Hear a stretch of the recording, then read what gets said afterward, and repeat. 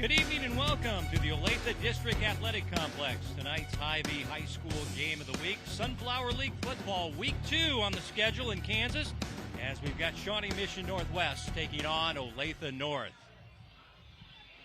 Hi everybody, Kevin White, Johnny Beck. This is the Hy-Vee High School Game of the Week here on Spectrum Sports. A lot of unknowns tonight. These teams haven't played since 2017, and they're in the same league, but there's a lot of teams in the league.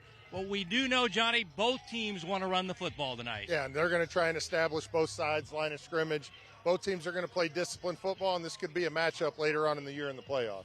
Time now for the Hy-Vee player profile. An electric player for the Cougars in Malik Oatis. Yeah, and you talk about an explosive playmaker in Kansas City area. Here's one of the best. Malik had over 20 touchdowns last year. Started off the season last week, over 200 yards on the ground, 2 touchdowns, had a kickoff return as well.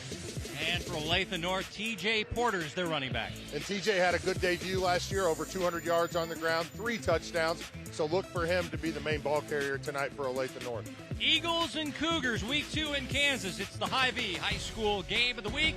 And we're back with the opening kickoff right after this.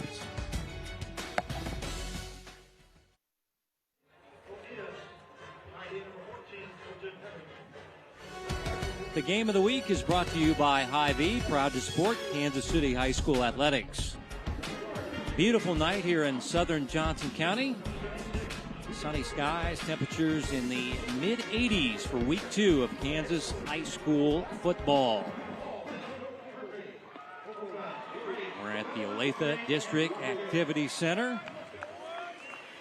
And Sunflower League football. 2 teams 1-0 on the year. We've had the opening coin toss. Olathe North won the coin toss and deferred their option to the second half of the ball game.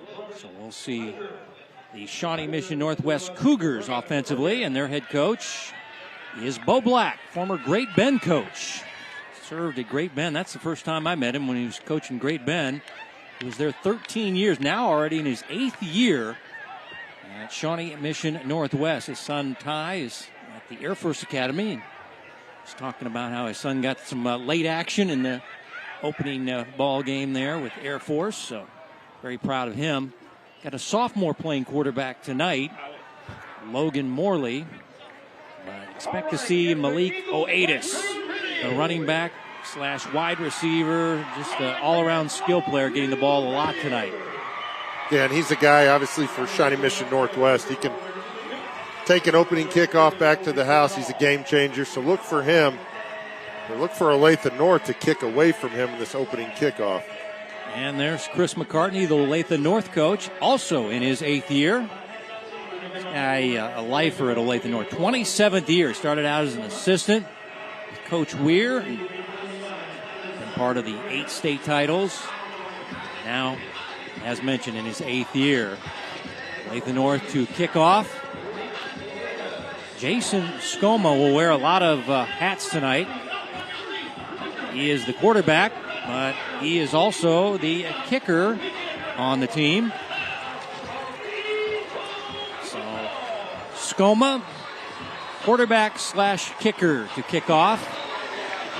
And Coach said, we want Malik Oatis to get this started with a kickoff return. And this ball going to be sent out of play. Instead, it'll be great field position for the Cougars offense, as they won Week 1's ball game, as they won over Shawnee Mission West 44-0. Phil Lombardi is your referee tonight with the kick out of bounds.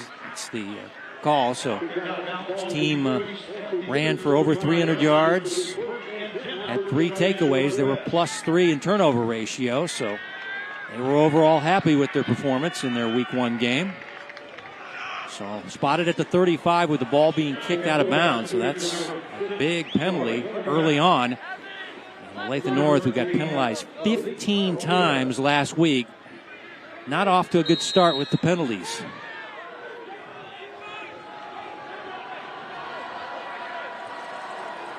Logan Morley, the sophomore quarterback. Aotis to his right hip. First play of the ball game from line of scrimmage. Motion across the set. And here's Malik on a cutback, going nowhere. As he was headed off at the pass, the Eagles were waiting for him. As coming up and make the stop was Alex Gunderson. Also involved in the stop was Bayer Ring. So Eagles have some big guys on the front. We saw Devin Lowe earlier, Johnny, as they play a 3-3 stack. He's a big guy, number 95 in the middle. And he goes 3 bills. Yeah, and he's a guy who's obviously a run stuffer, but if Shawnee Mission Northwest gets put in a pass situation, he can get pressure on the quarterback, so he's a guy to look out for. After a loss, here's Oatis trying to cut back and trying to step to the outside. And the Eagles are all over it. Back to the line of scrimmage is all that Oatis can get. As there's big number 95 we're talking about. D-Lo, as they call him, first team all-conference, 6'3", 305, a junior. Yeah, and it looks like he's taking care of his body this past summer. He looks like he's cleaned himself up. Yeah, definitely. And, we know as the game goes on, he's going to show what he's worked on in the summer and show off that endurance a little bit. Third down and long. And now a snap that gets by the quarterback, gets a favorable bounce, throwing down the field, has a wide open receiver, and he makes the catch across midfield. So everything worked right on that play as Peter Grafton at the other end makes the catch and gets the first down for the Cougars. And you see a good job of Morley not panicking. It's a favorable bounce there, but gets his eyes back up downfield, able to complete that pass for a big-time first down there for Shawnee Mission Northwest. 20 yards and a first down. So they have an explosive play on the drive, do the Cougars, as they convert a third and long. And now again, the quarterback bobbling the snap, and Oatis is going to be thrown for a huge loss. He'll lose about 7 yards back to the 45-yard line. It all starts with the bobbling of the snap, as that was Castajon involved in the stop, the Eagles linebacker. We just see quarterback not able to get the ball, and then that exchange is a little sloppy. Fortunate for Shawnee Mission Northwest, they're able to keep that ball, but you see these Olathe North defenders pinning their ears back, awaiting the run play.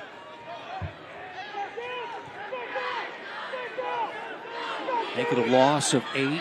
Now second down and 18 as they go empty. 4 receivers deployed. Over the middle, pass incomplete. And Cougars are wanting a flag. The receiver involved was Deshaun Bennett. He's calling for a flag. The Cougars coaches are to our left. The booth is exploding to our left. They wanted a flag, but nothing was thrown, so it'll be third down and 18. Yeah, and you look at the back judge, he looked like he might have thrown the flag, but maybe didn't have the best of angles. And no flag on the play, and Shawnee Mission Northwest forced into a long third down situation here. Again, they go empty. Now they have 5 receivers lined up, 2 at the top, 3 at the bottom.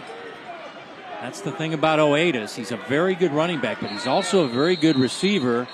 And now we're going to get a flag down.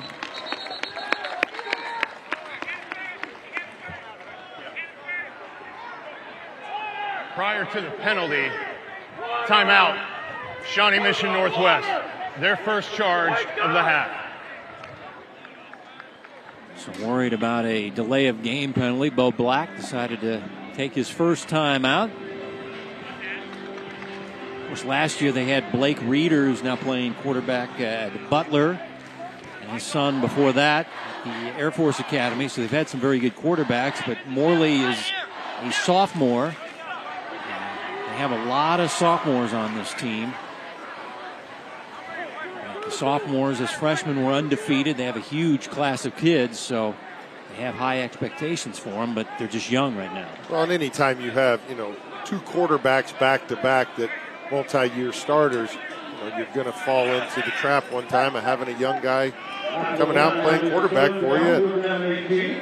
Here's Morley, his first drive. Keep his composure on some of these plays. We'll see what he has on third and long here. After the timeout, same set, 5 receivers deployed on 3rd down and long. Goes over the middle, the pass is caught, a flag is down. That's a first down and a nice run after the catch by Malik Olathe. We mentioned that he had nearly 700 yards receiving last year. That one felt like his jersey was being grabbed as he went up and caught that. Let's see what Bill Lombardi Pass has. interference on the defense. That penalty is declined. Result of the play is a first down, Shawnee Mission Northwest. Yeah, and you see Oatis, just a deep slant here. Gets a little bit of contact, but Kevin, you just talked about Malik's not a guy who's just going to run the football. He's a guy that can change the game, is a receiver as well. And that right there just shows you what type of playmaker he is and how tough he is fighting for that first down, even though there was a pass interference on that play. So the Cougars able to convert another 3rd down and long to keep the drive alive.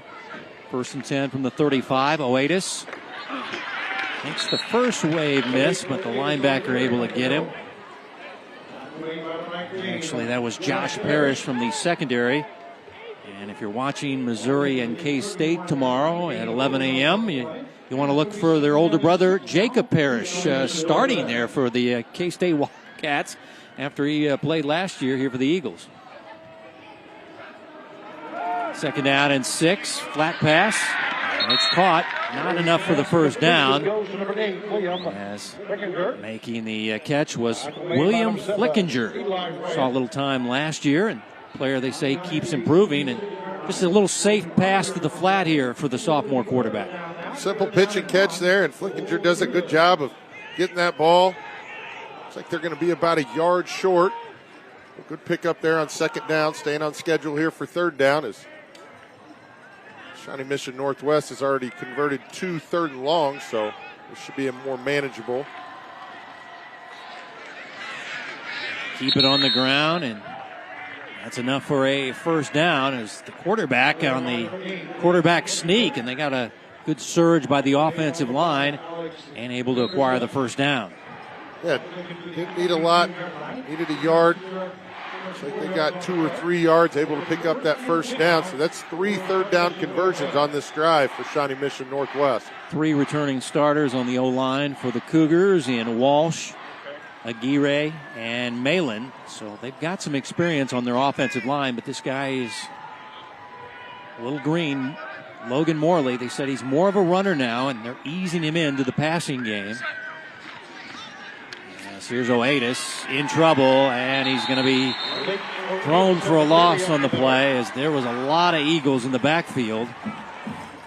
And it looked like Castajon was back there, the Sam linebacker. He was their leading tackler in week 1. You see all the blue jerseys around the ball. Actually, it was Gunderson was made first contact, the Mike linebacker. Yeah, then you see those guys all rally around the ball. Oatis is a guy, he can slip through that initial tackle, so I'm sure those defensive coaches for Olathe North are telling their guys to wrap up and make sure we're getting hats to the football. Loss of 2, 2nd down and 12. Rolling near side is Morley. Firing, pass on the sideline is caught by Peter Crafton, his 2nd catch of the drive. And it's down near the 15-yard line. And we have a flag down on the play.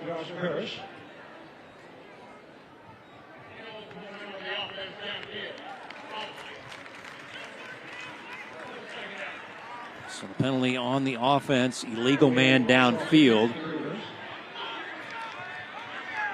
So that'll wipe out a good catch there by Crafton on the sidelines. And it looked like a designed pass play, so you wonder what the offensive lineman was doing. Maybe he thought the quarterback was just going to run it, but big penalty there for Shawnee Mission Northwest, taking a positive play off the board. 2nd down and 17.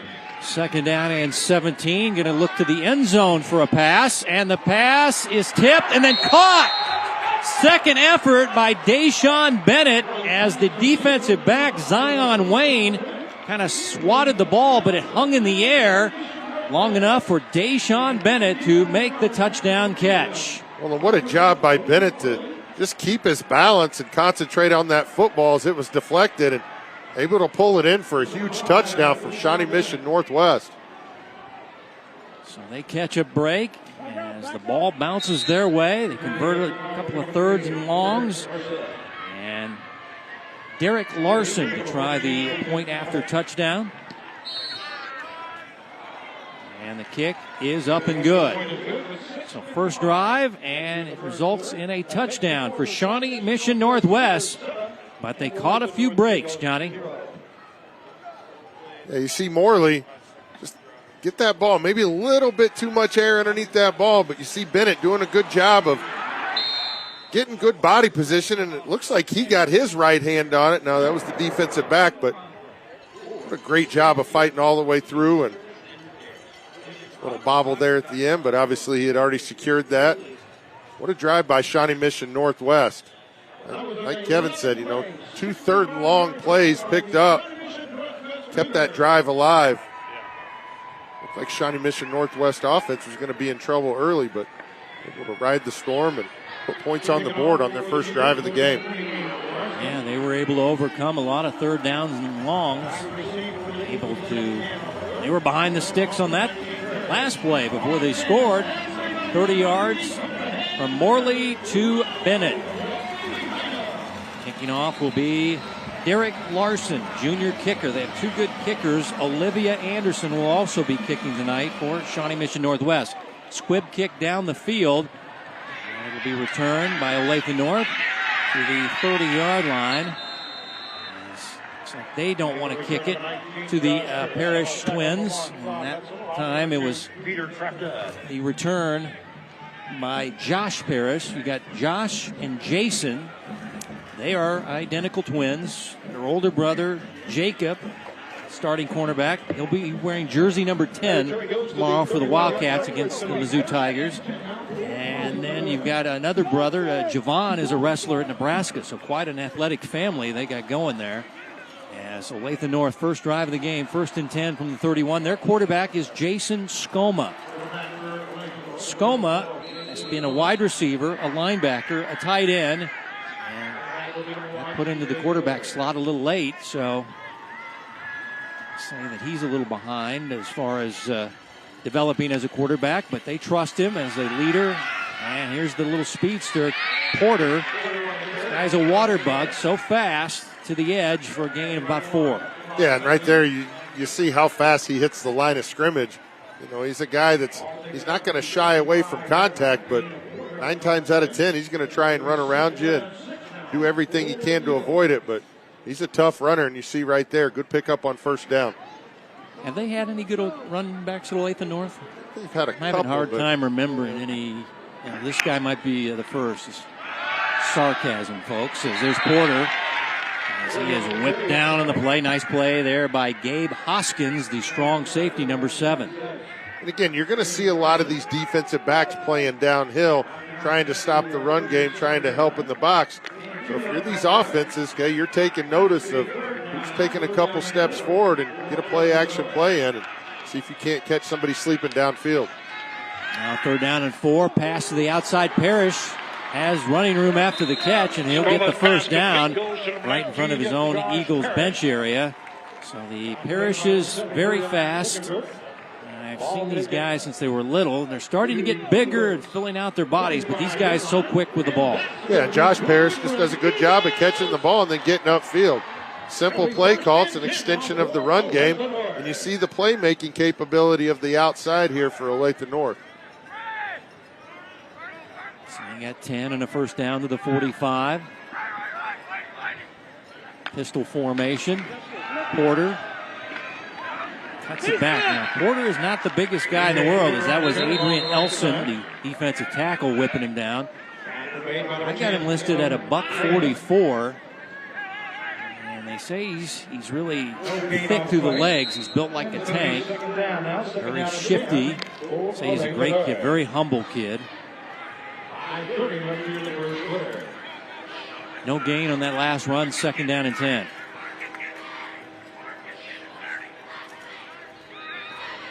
Seiko in motion to the slot. Skoma taken down, and it'll be a sack this time. Cameron Kelly defensive lineman got Skoma, as you saw him getting the happy feet there, and decided he's going to take off, and then Kelly able to wrap him up. The junior gets the sack. Yeah, and Kelly's credited with the sack there, but he's got to give a lot of credit to that defensive backfield for Shawnee Mission Northwest, not allowing anybody to get there, as Mudgett was on that half sack as well. And 3rd down and long here for Olathe North. Mudgett was the leading Cougar tackler in their Week 1 win over Shawnee Mission West. Quick pass. There's a bullet thrown by Skoma for a first down catch to Michael Canseco across midfield. Well, Skoma has a cannon for an arm. Just inexperienced playing the position, but look at this one. This looks like Brett Favre out there. Yeah, and if you're looking for a guy that can be reliable in the receiving game, it's Canseco. You know, he's been playing varsity now for a few years. He understands where he needs to get to. Good pass there, picking up a first down for Olathe North. Track sprinter is Canseco. Also, Olathe North winning the state track championship. Here's Porter breaking a jersey tackle and works his way near a first down. So this little guy is showing a little extra after they make contact on him, as he got 9 on that first down run. Yeah, Kevin, you talked about how strong and explosive he is in the lower body. You see him keeps his feet moving. You're not going to bring this guy down by trying to rip his jersey.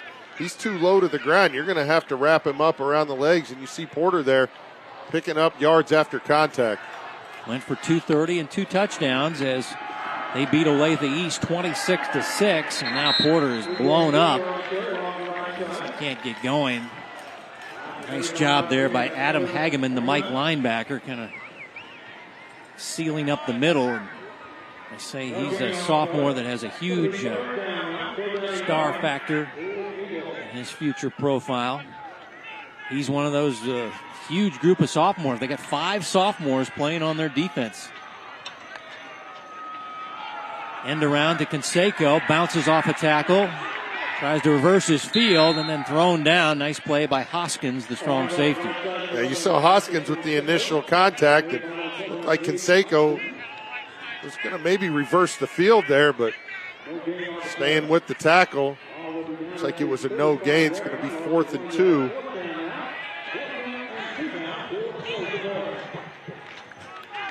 Looks like the Eagles will go for it. Skoma in the offense staying out. 4th down and 2 from the 35. Trailing 7-0 are the Eagles on their home field here at Odat. Quick pass near side and too tall, incomplete. As did not go up and get it, as that was Josh Parrish. That one had a lot of steam on it too, and it was high that time, so Parrish couldn't hold on. Yeah, and if you look, Hoskins forced that quarterback to throw that ball high. I think he might have got a finger on it, but enough to throw the trajectory off and not able to pick up a first down there, as it's going to be Shawnee Mission Northwest ball. Pretty good territory. Good work by Buford in the secondary as they get the 4th down stop and take over on downs. First drive, they got a 30-yard touchdown pass from Morley to Bennett. And they'll start where they started their first drive, at the 35-yard line and their own. Oatis now splitting out as a receiver out of the backfield as they empty the backfield. Motion. Pass caught. Up near the 43-yard line. And making the catch there was Flickinger. Flickinger, a big guy, 6'3", $175, and shows good hands. Yeah, and we know Shawnee Mission Northwest likes to use that tight end, big receiver, over the middle. That was Bennett, I beg your pardon. Bennett with the catch. You see Bennett just kind of post up. And Bennett's 6'3", too. They got 2 big wide receivers out there. Flickinger and Bennett are their big wide receivers, and then Qualls and Crafton are the small guys. Cunningham also, these guys are all 5'10", 5'8", 5'8", so those 2 big wide receivers that they'll dial up. As here's Oatis. Not really finding much running room. Olathe North all over him there as they bring him down. That was Nathan Gunderson, the linebacker, making the stop. You got Alex Gunderson and Nathan Gunderson. They're brothers. They transferred from Olathe Northwest. And their father, Joe, is the former baseball coach at Olathe North. Also, he was the former AD at Northwest. Now is a assistant principal there, but they've transferred over to play for the Eagles. 3rd down and 2 facing the Cougar offense, leading by a touchdown late in the first quarter. Morley's pass caught. Goes to his money man, and Oatis breaking a tackle, spinning on the sidelines. Oatis still going. You've got to wrap this guy up. He's too electric of a player. Malik Oatis, first down catch on the far side of the field. And you see Oatis just pops right out of the backfield. Good throw by Morley to get him the ball out in open space, and then you can see what Oatis can do. He's not just a fast guy, he's a big guy, and we talked about Porter on the other side. He's going to keep his feet moving and pick up yards after contact there, and you can see this Shawnee Mission Northwest offense starting to pick up a little bit of momentum. That was a 17-yard pass and run. Should have went for about 5 yards, but Malik, great yak on the play, spinning and dodging tackles. And a new set of downs for the Cougars, 1st and 10 from the 40-yard line as flags fly before the snap. And did we get another timeout to beat the play clock? Timeout. Yep, we Shawnee did. Mission Northwest. So Their Bo second Black charge timeout of the half. avoids another delay of game penalty and uses his second timeout. Yeah, and you can't take the timeouts in the second half, so you might as well use them when needed. Obviously, in the second half, it's a little bit different story, but you avoid that 5-yard penalty on first down. The momentum on your side. Beautiful night here in Olathe. We've seen hot air balloons flying around the stadium. Fans enjoying the night. Also raising money for pediatric cancer. You see a lot of Go Gold t-shirts. The cheerleaders all wearing gold to raise money for pediatric cancer tonight. So good cause. There's the Eagle Marching Band. As you take a look at the fans, they're gold on tonight.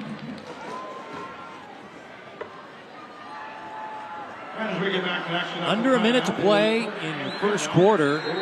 Sunflower League football. Shawnee Mission Northwest on the road taking on Olathe North.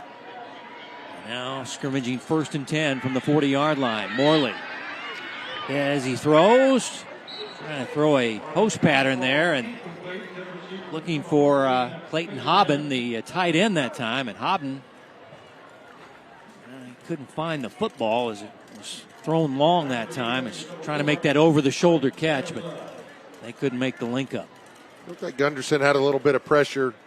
Kind of forced Morley to throw that ball a little bit up in the air. And again, see those Shawnee Mission Northwest receivers working downfield. Seems like they got a step on the defensive backs right now. So maybe they're cheating up a little bit in this run game. But as we know, Coach Black's going to continue to throw the ball if he sees matchups that he likes. And the play is blown dead as we've got a penalty flag down. Prior to the snap, delay of game. Offense, 5-yard penalty, still 2nd down. This time the coach doesn't bail him out with a timeout.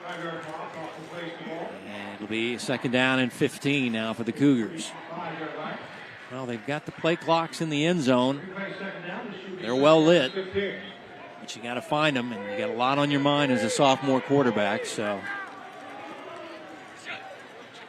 Morley, 2nd down and long, wide of the mark, looking for Oatis on the crossing route. Now 3rd down and 15 for the Cougars. If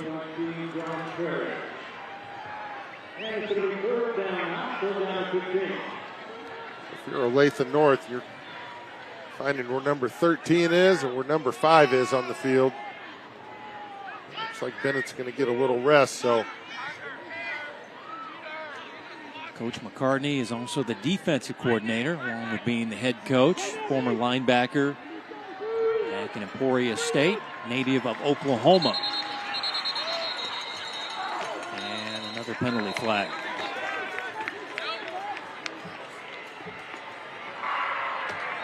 Prior to the snap, full start. Offense, 5-yard penalty, still 3rd down.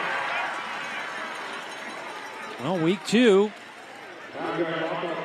Coaches have in their back pocket worries about cramps, penalties. And coaches saved his quarterback a couple of times, timeouts, but Now they're just going backwards across midfield, and now it'll be third down. They're saying 21 on the scoreboard. So it's third down and long. Play action, and through the hands of the receiver, incomplete. That was Hobbin, the tight end. And that drive really hit a stone wall with the penalties and the drop balls. And it'll be punting time now for the Cougars. Yeah, a couple big plays to work their way down the field, and like you said, the penalties kind of stalled out that drive. And coaches only have so many plays for third and long situations, so went with the tight end screen there, not able to convert. See our first punt of the game. Derek Larson,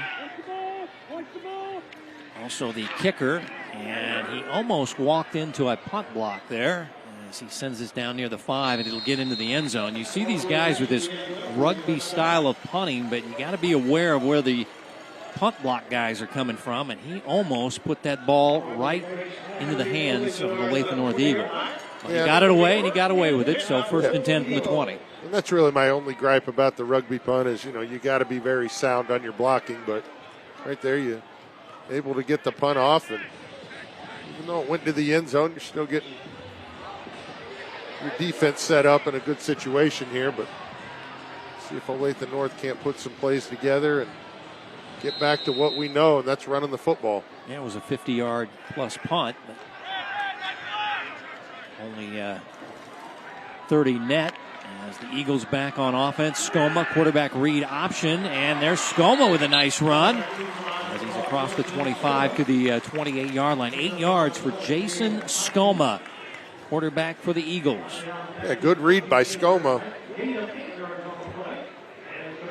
That looks to be the final play of the first quarter as Eagles look in no hurry to snap the football. So at the end of one, 7-0, Shawnee Mission Northwest. Week 2 of Kansas High School football. As you're watching the Hy-Vee High School Game of the Week here on Spectrum Sports.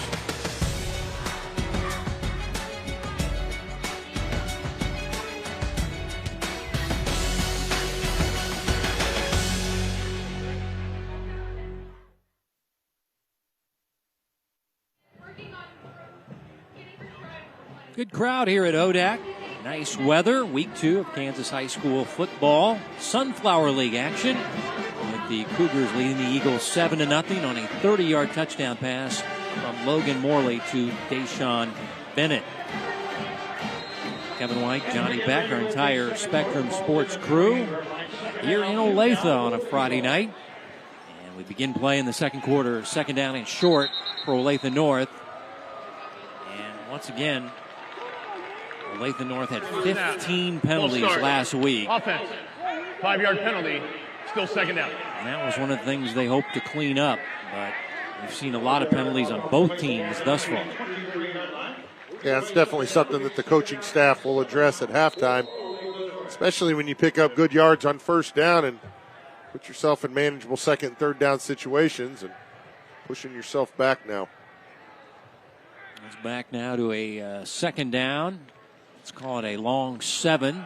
As here's Porter on a cutback run for 2 yards. 15 penalties last week as they won the game, but they had 3 turnovers. They were -1 in turnover ratio, but they beat Olathe East 26-6. So overall, a week 1 win, but a lot of things to clean up for the Eagles. Now facing third down and 5.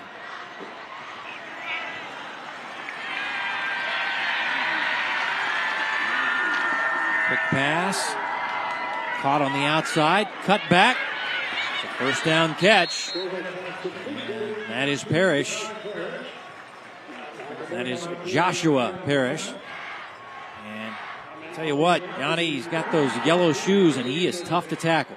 Yeah, and you see that Shawnee Mission Northwest giving a lot of cushion there, and Parrish does a good job of just finding the first down markers, setting down, and picking up that first down. It's a huge first down for Olathe North on offense. No question. Big third down conversion. Eagles scrimmaging at their own 36. Porter bouncing off tacklers, spinning his way for a hard 3-yard gain. So, see, this guy's not the biggest guy, but he's a sturdy back. Yes. Making the stop there was Hageman. Also involved was Makowitz. Makowitz is one of those super sophomores that gets everybody lined up. And they obviously have confidence if they're playing these sophomores on their defense. Sophomores as freshmen went 9-0. So these kids believe in themselves and believe in winning. End around that works for a big play for the Eagles. And that was Jeremiah Rhodes coming around the end and looking like Cordero Patterson on this play.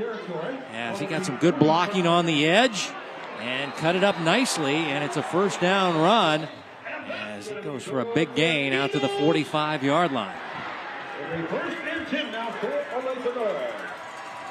So the Eagles with an explosive play. Can they convert it into points? As this time the running back is flung down. Braden Frazier, the defensive end, the junior, with a nice stop for the Cougars defensive line. Yeah, and Frazier on the last play was talking to the referee about maybe being held. And does a good job of lining up the next play and taking care of business himself.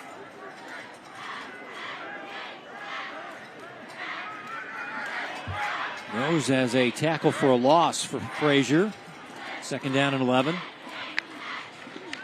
Quick pass, near side. Receiver needs a block, gets it. Down the sidelines goes Caden Butler, a sophomore. And he's got another Eagles first down.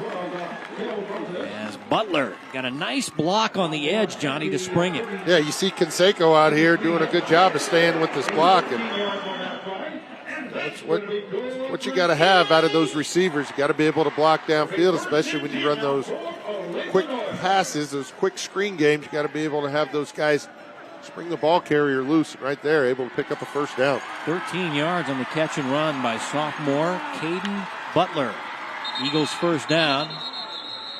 And flags down again. Prior to the snap, full start, offense, 5-yard penalty, still first down. Well, the penalty situation still needs work for Coach McCartney and the Eagles. And you know it's burning the coach up. He talked about 15 penalties in week one and didn't want to see that again.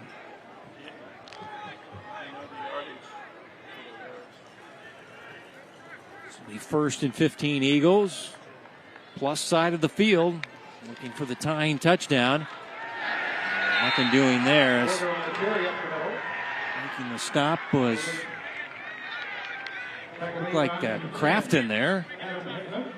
And Hageman was there as well. Crafton came flying up. He's the outside linebacker, and he kind of just scraped down and threw the Eagle running back down. And once again, the Eagles going backwards. They lose another yard, and now it'll be second down and 16. Yeah, and you see these Shawnee Mission Northwest linebackers playing downhill, able to get that tackle for loss. Skoma, middle pass, caught in traffic.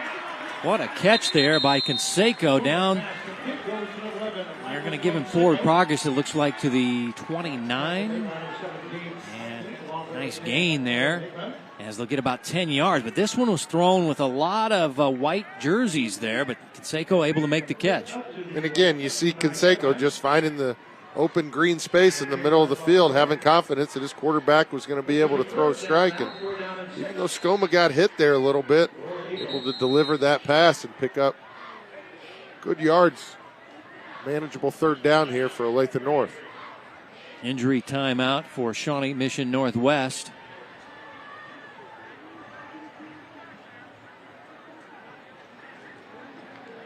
And the cramp parade begins.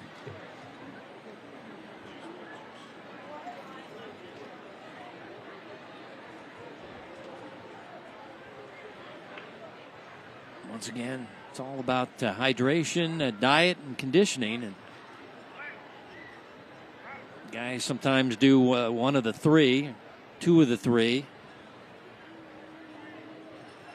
And the you got to do all three. You got to hydrate your body. You've got to eat proper. You got to get the proper sodium, and you have to be in condition.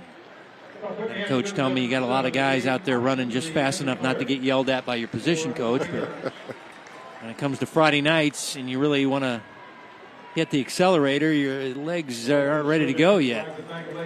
Yeah, and you hope that, they can get him some treatment over there and he's able to come back in the game, because we know those will come back and haunt you later on. But you talk about how important it is to take care of your body leading up to each Friday. Now the Eagles, after the injury timeout, facing 3rd down and 6. Their deepest penetration of the night. Can they get some points? Giving off on an end around and turning the corner. The time was Michael Canseco using all that speed, but I don't think he got enough. Looks like he's going to be a little bit short. 4th down upcoming. Yeah, it looks like he got pushed out about 1.5 yards, 2 yards, but I think that they had gone into that play thinking this is 4-down territory, so no surprise they're going to keep the offense on the field here, and we'll see if they elect to try and draw them off sides as the play clock's already down to 12. Yeah, 4th down and 2. They're 0 for 1 on 4th down plays tonight. Give it off Porter on a cutback. 1st down and more. Porter to the outside. Porter to the edge. And he dives to the end zone. Touchdown, Olathe North. T.J. Porter scores on 4th and 2. 7-6 ball game. 2nd quarter.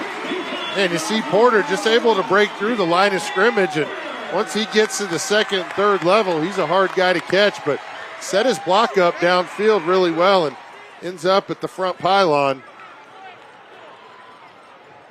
I think he got in about the nose of the football, but did a good job of setting his block up there.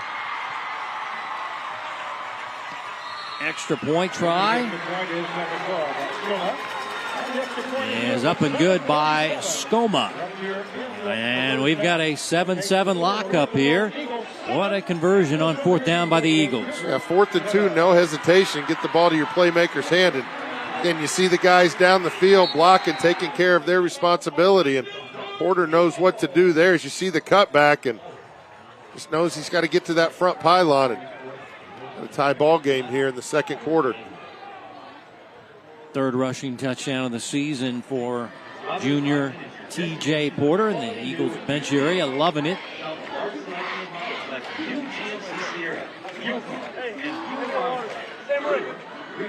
Overcoming penalties, and they convert on 4th down.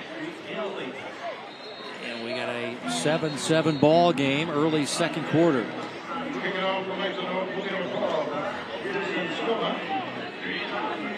Skoma to kick off.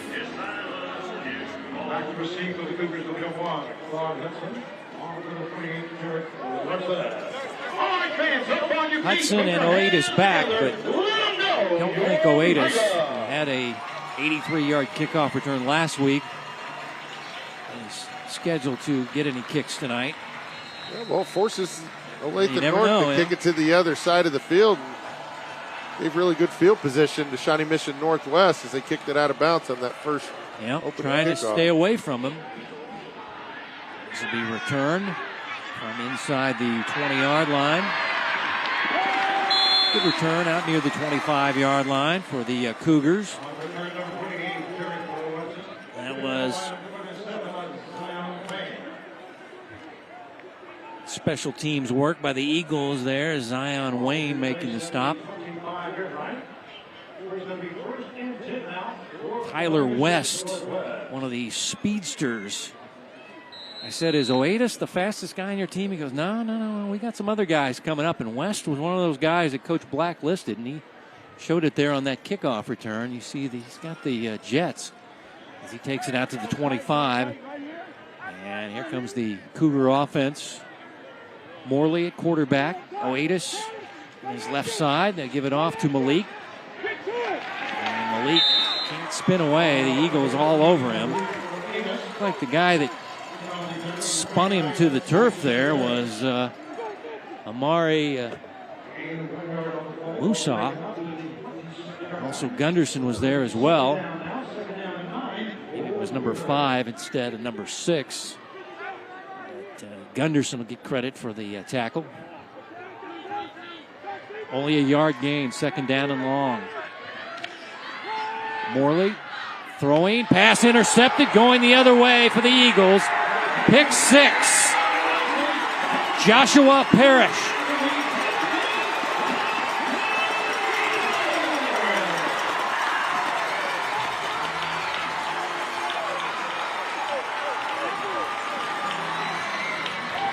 Like Parrish just jumped the route. I don't know if there was a little timing issue there, but Parrish caught that ball with a full head of steam and went untouched into the end zone.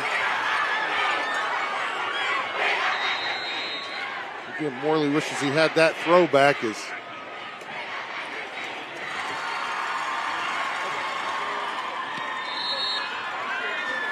Extra point.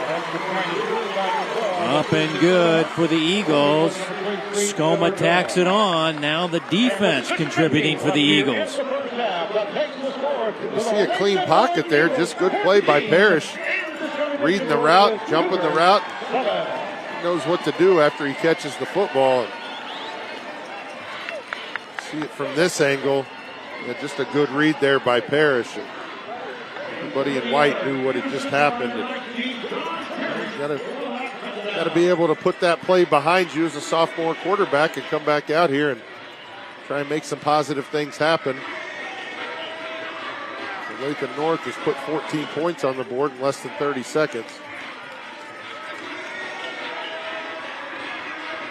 A long drive, capped by the Porter touchdown run on 4th down, and now the defense with a pick 6 by Parrish. Coach McCartney striding those sidelines in a better mood. 26 yards on the interception return for touchdown.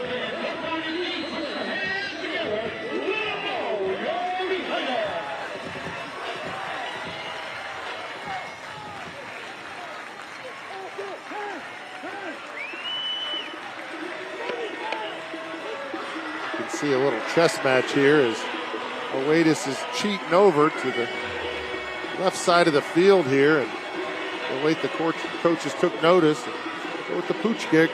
This will be Tyler West with a muff. And Tyler West looks like he's covering it up at the 29-yard line. So yeah, the kick returners are trying to set up by eyeballing Skoma. Now he was going to kick the ball, and now this young quarterback who didn't throw an interception last week throws his first interception and goes for a touchdown. Now has to bounce back in Logan Morley. Yeah, and your confidence, your coach obviously is putting confidence in you to go back out there and make some big plays. You got to be able to put that behind and lead your offense down the field. Those plays are going to happen, and you can't let that play affect the next one.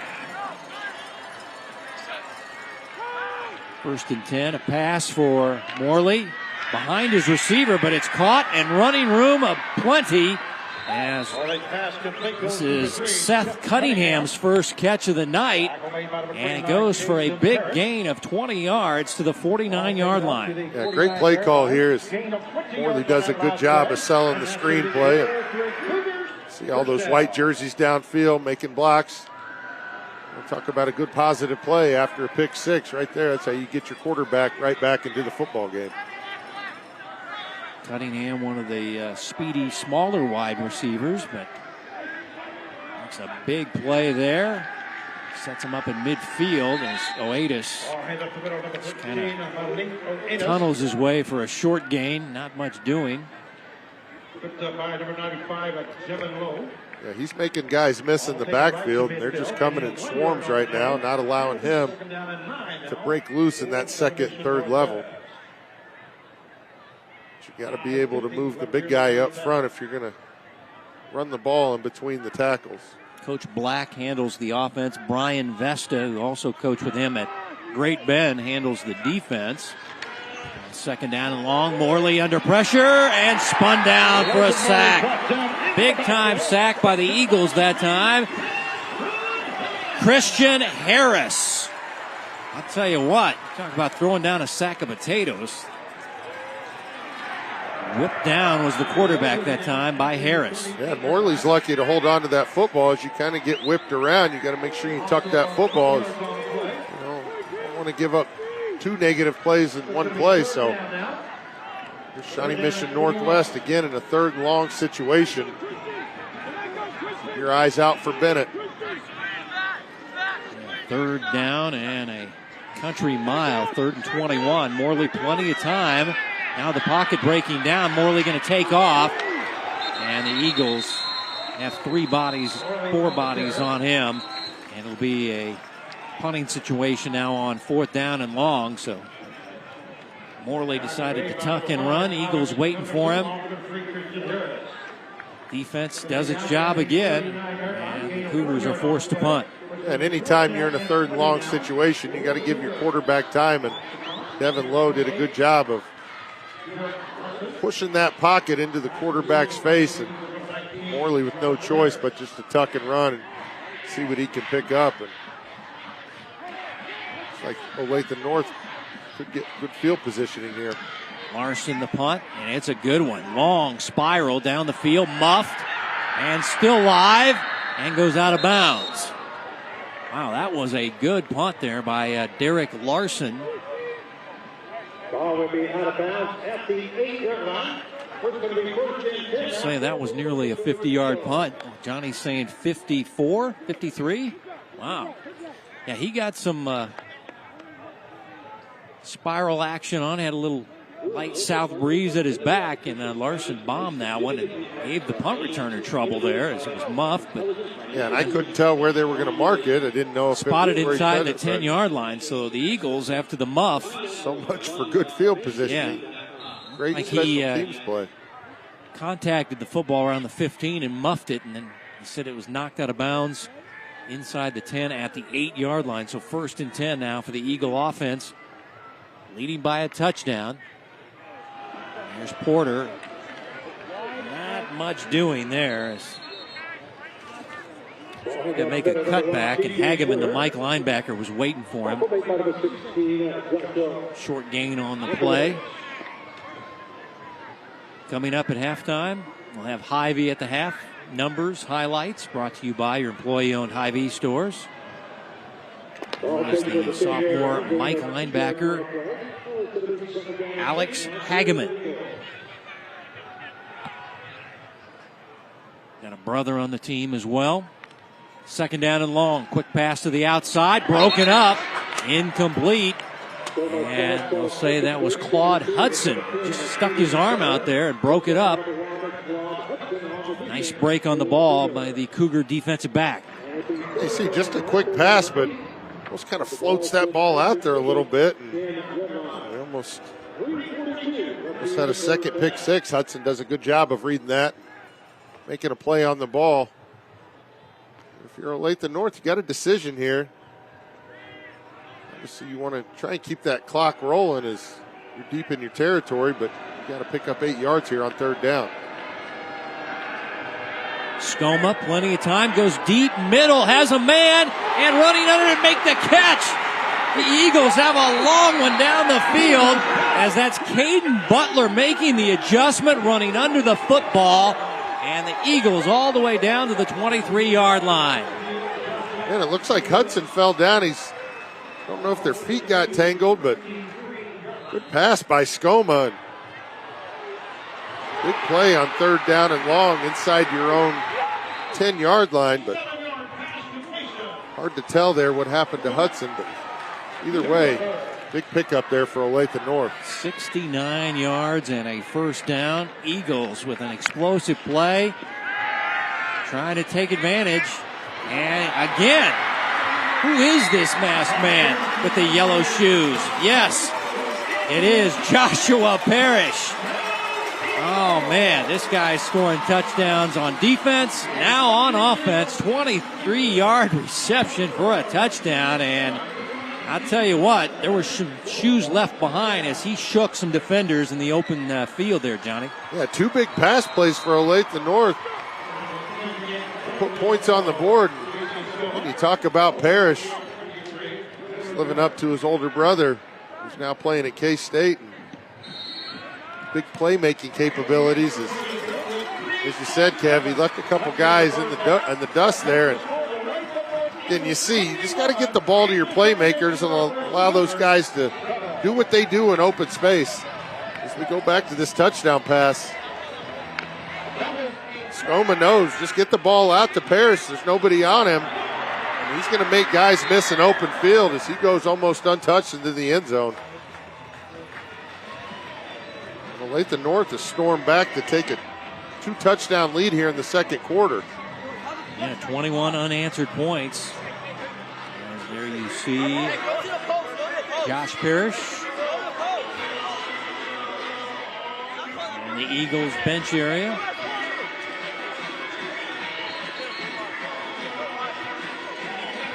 And if you want to see his older brother, tune in tomorrow to watch K-State hosting Mizzou, because he's out there. Number 10 for K-State is his older brother, Jacob. I always thought he had the skills. I just thought he was, not quite big enough for those Power 5, Big 12 type schools. But they said he added 20 pounds of good weight at K-State. And Coach Kleinman said, we like that guy. And now he's starting, which, that's kind of shocking to me. I mean, not to doubt on this kid as a player. Just, freshmen usually have to work their way up. But that's how good a player this kid is. And now they pooch it. Fair catch called for and taken by a wide receiver there. As that was, it's one of the wide receivers. And they just said, we don't want to return it. We'll just take it right there. So again, the cat and mouse game between the kicker and trying to avoid getting it to Oatis there. But they'll give up a little field position. Now, Johnny, if you're the Cougars, what's going through your mind here is you scored first, and now you've given up 21 unanswered. Well, you're talking to your quarterback about, keeping his composure and staying within the game. Obviously, we're still in the second quarter. It's a 2-touchdown game. Got to stay within your offense and not try and do too much. Still plenty of time, but one timeout. Cutback run by Oatis. He'll get a handful of yards. He really hasn't got going. We've seen him more impressive as a receiver tonight, which, he's a dual threat. So, yeah, I thought last year in the playoff game that we covered Shawnee Mission Northwest for Olathe West, that Oatis was most dangerous out in the open field. And we've seen him catch a couple passes out of the backfield, but I think if you can get the ball to him in open space right now, he's more dangerous, as this Olathe North defensive line's doing a good job of controlling the line of scrimmage. Penalty flag on the Cougars. Prior to the snap, full start, offense, 5-yard penalty, still second down.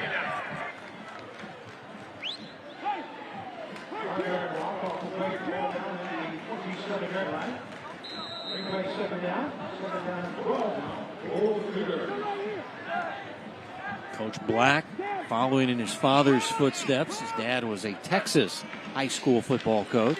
And there we go. As soon as I say that, Oatis breaking free down the right hash. The speedster will not be caught from behind. Touchdown, Shawnee Mission Northwest. Are you kidding me?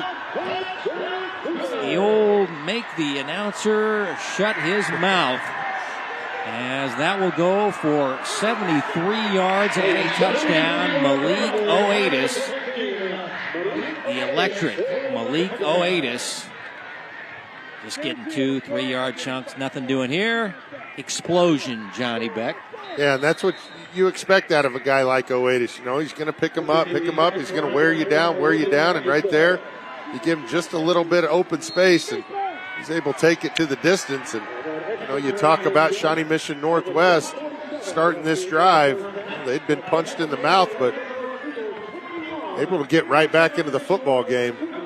Extra point up and good for Shawnee Mission Northwest, as 4.5 speed.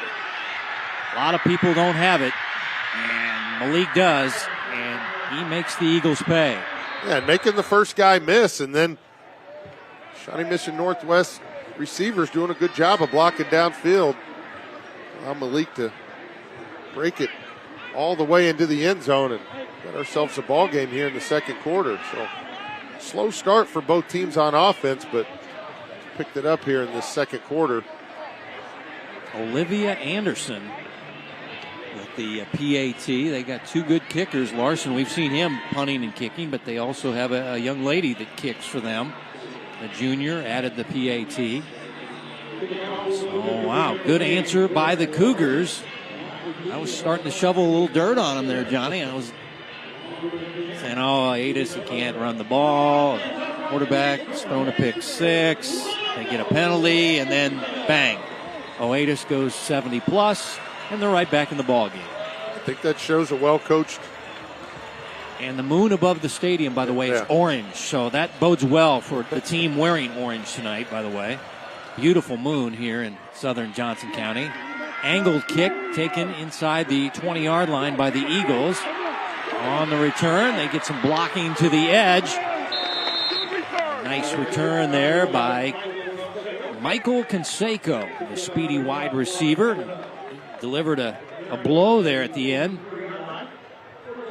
But it's still good field position. The Eagles have timeouts and time on their side here, leading by a touchdown. Yeah, and you see the speed that both teams possess. Is Canseco able to take that from the opposite numbers all the way up the sideline and almost was able to break it, but Hudson with the good open field tackle there to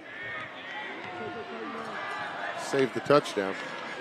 Go jet sweep around the edge, and they get to the edge, do the Eagles. And that is Aiden Bruce. If the name sounds familiar to you, it is Arlen Bruce's little brother. And he has the Jets like Arlen did as he got to the edge and ran for a first down for the Eagles. Yeah, nothing special there. Just get the big guys out in front on the end around. And saw Bruce doing a good job of following those lead blockers and then turned on the Jets, got around the sideline. Got around the corner up the sideline.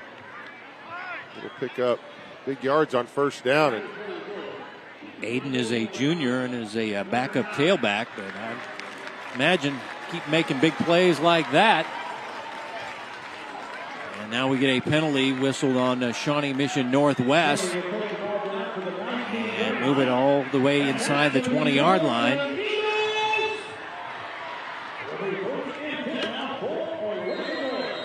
So the Eagles get the nice run by Bruce, then the penalty in Shawnee Mission Northwest, and they're in the red zone here. And they've only run a couple of plays, actually one play, and now we got a stoppage.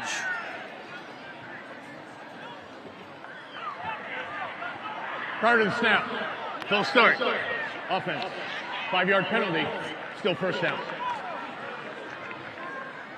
The Eagles now will be penalized and back it up to the 24-yard line. Bill Lombardi, the referee tonight, and his crew doing a good job. And then last week as well at Bishop Miege. 1st and 15 Eagles. And they can't get to the edge this time. As nice play there. That was Marcus Estrada, the Will linebacker, plays the outside and shut down that Eagles run really before it could get going. it looked like the snap went directly to the guy in motion. I didn't see a handoff there, so that was a jet sweep where the guy caught it on the run, but it didn't fool Estrada and the Cougars as this pass wide of the mark on the sideline, incomplete, as they were looking for Caden Butler. Now the Eagles facing a 3rd down and long. Still plenty of time. They have all their timeouts. We've seen Skoma. He has a strong kicking leg.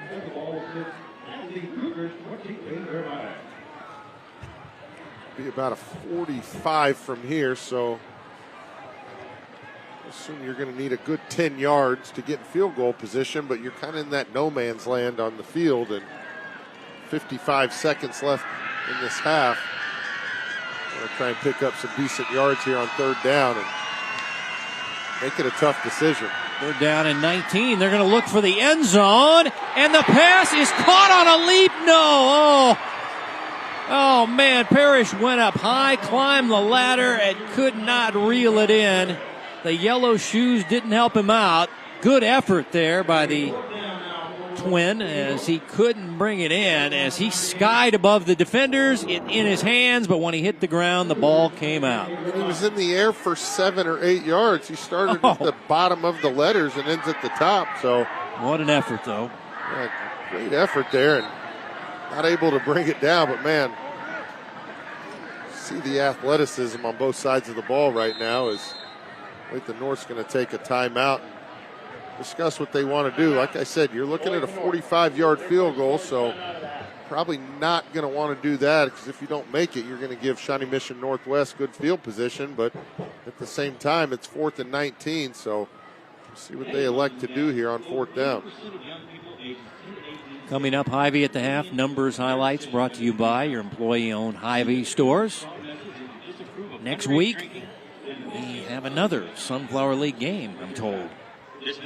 Gardner, Edgerton, and Olathe West from Seaback is our game next week. There you go. Speaking of Olathe North, Jesse Owen, former Olathe North star, is the coach of Gardner, Edgerton. They put about 55 points up on the board last week, so should be a good one. He's got that team rolling. Next Friday night on the Hy-Vee High School Game of the Week from Seaback. We're at ODAC tonight. And it's 4th down. Eagles 4th and 19 at the 28-yard line. Leading by a touchdown just before halftime. Skoma stepping up. Skoma firing. Pass on the sideline. Player is out of bounds. Butler saying he got his feet down. The official said no. Incomplete. Ball over on downs to Shawnee Mission Northwest. Yeah, it looks like he came down with it either way. He was going to be short, but see, Skoma really didn't have a choice as he started rolling out. I think they're going to say he was bobbling that ball. But again, either way, he wasn't going to pick up the first down, so Shawnee Mission Northwest will take possession of the football with 1 timeout left.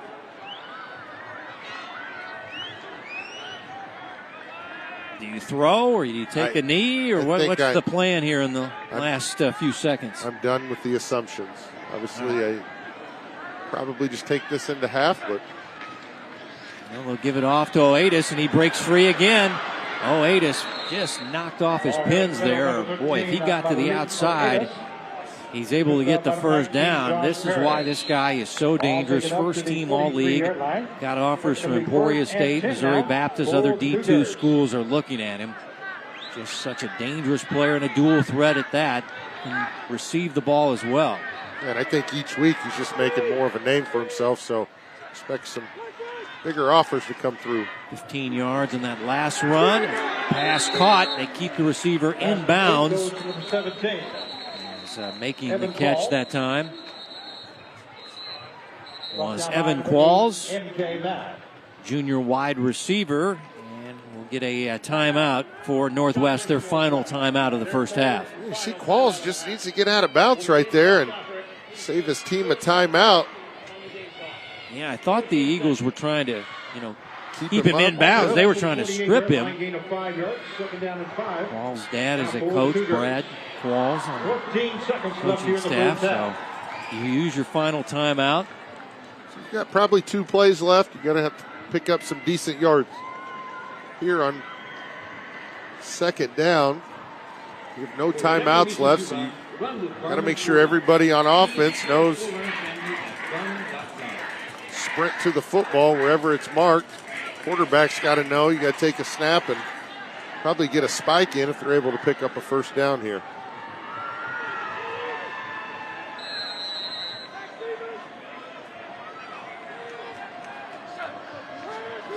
Morley goes short, pass deflected at the line of scrimmage, knocked down. As the Eagles defensive lineman there, that was Castijon, actually the linebacker there coming up and knocked it down, and I think he may have had a shot at the INT on the rebound potentially. Yeah, the deflection looked like it kind of bounced off somebody's shoulder pad. And fortunate for Morley, Ball falls to the turf, incomplete.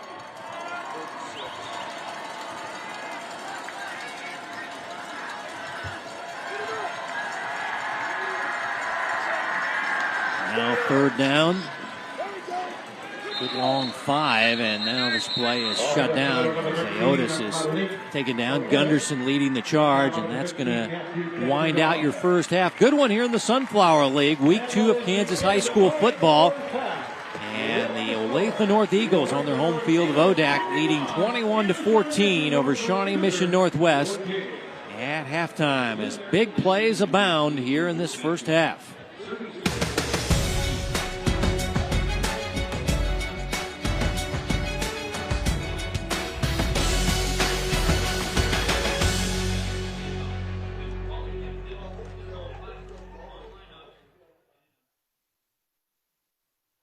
Players coming out, and we're getting ready for the start of the 3rd quarter as the players now out of the locker room onto the field, getting stretched out for the start of the 3rd quarter. Kickers warming up on the other side of the field as well. Thomas and Aaron Simon. Eagle Head Stance team is under the direction of Caleb St. Clair with assistant Rivera Rock. Well, this second half should be an interesting, Johnny. Get ready. Once again, Olathe North will get the 3rd quarter kick in this ball game. Game of the week is brought to you by Hy-Vee. They're proud to support Kansas City high school athletics.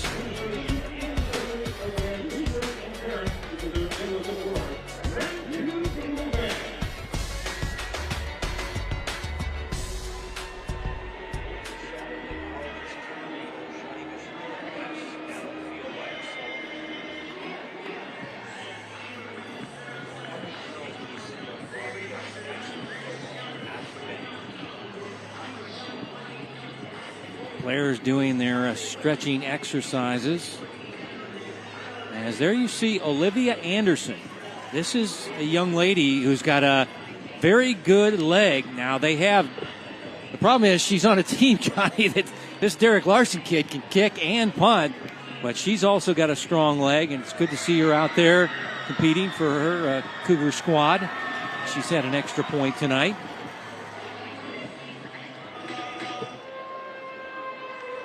But Coach Black said we have 2 good kickers. We got Olivia and we got Derek.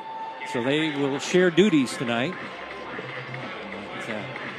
She has 1 PAT, but Larson, I'll tell you where he's impressed me with his punting tonight. Yeah, he's hit some bombs tonight.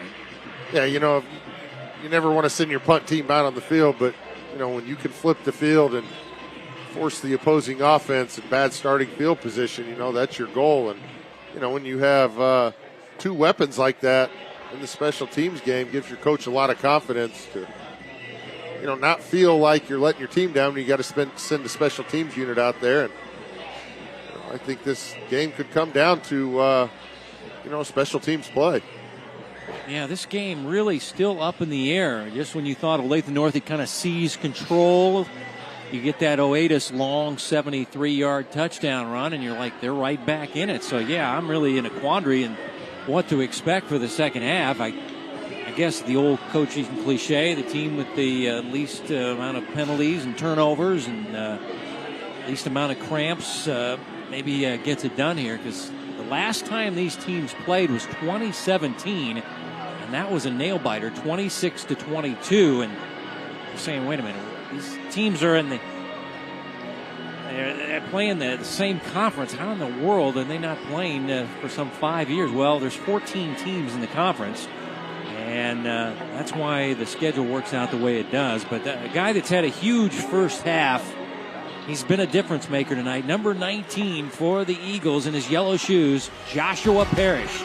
Yeah, and we've seen him get involved in the passing game quite a bit on offense, but he made a stamp on the game with that pick 6, and that broke the tie 7-7. And then right here, you see him on the offensive side.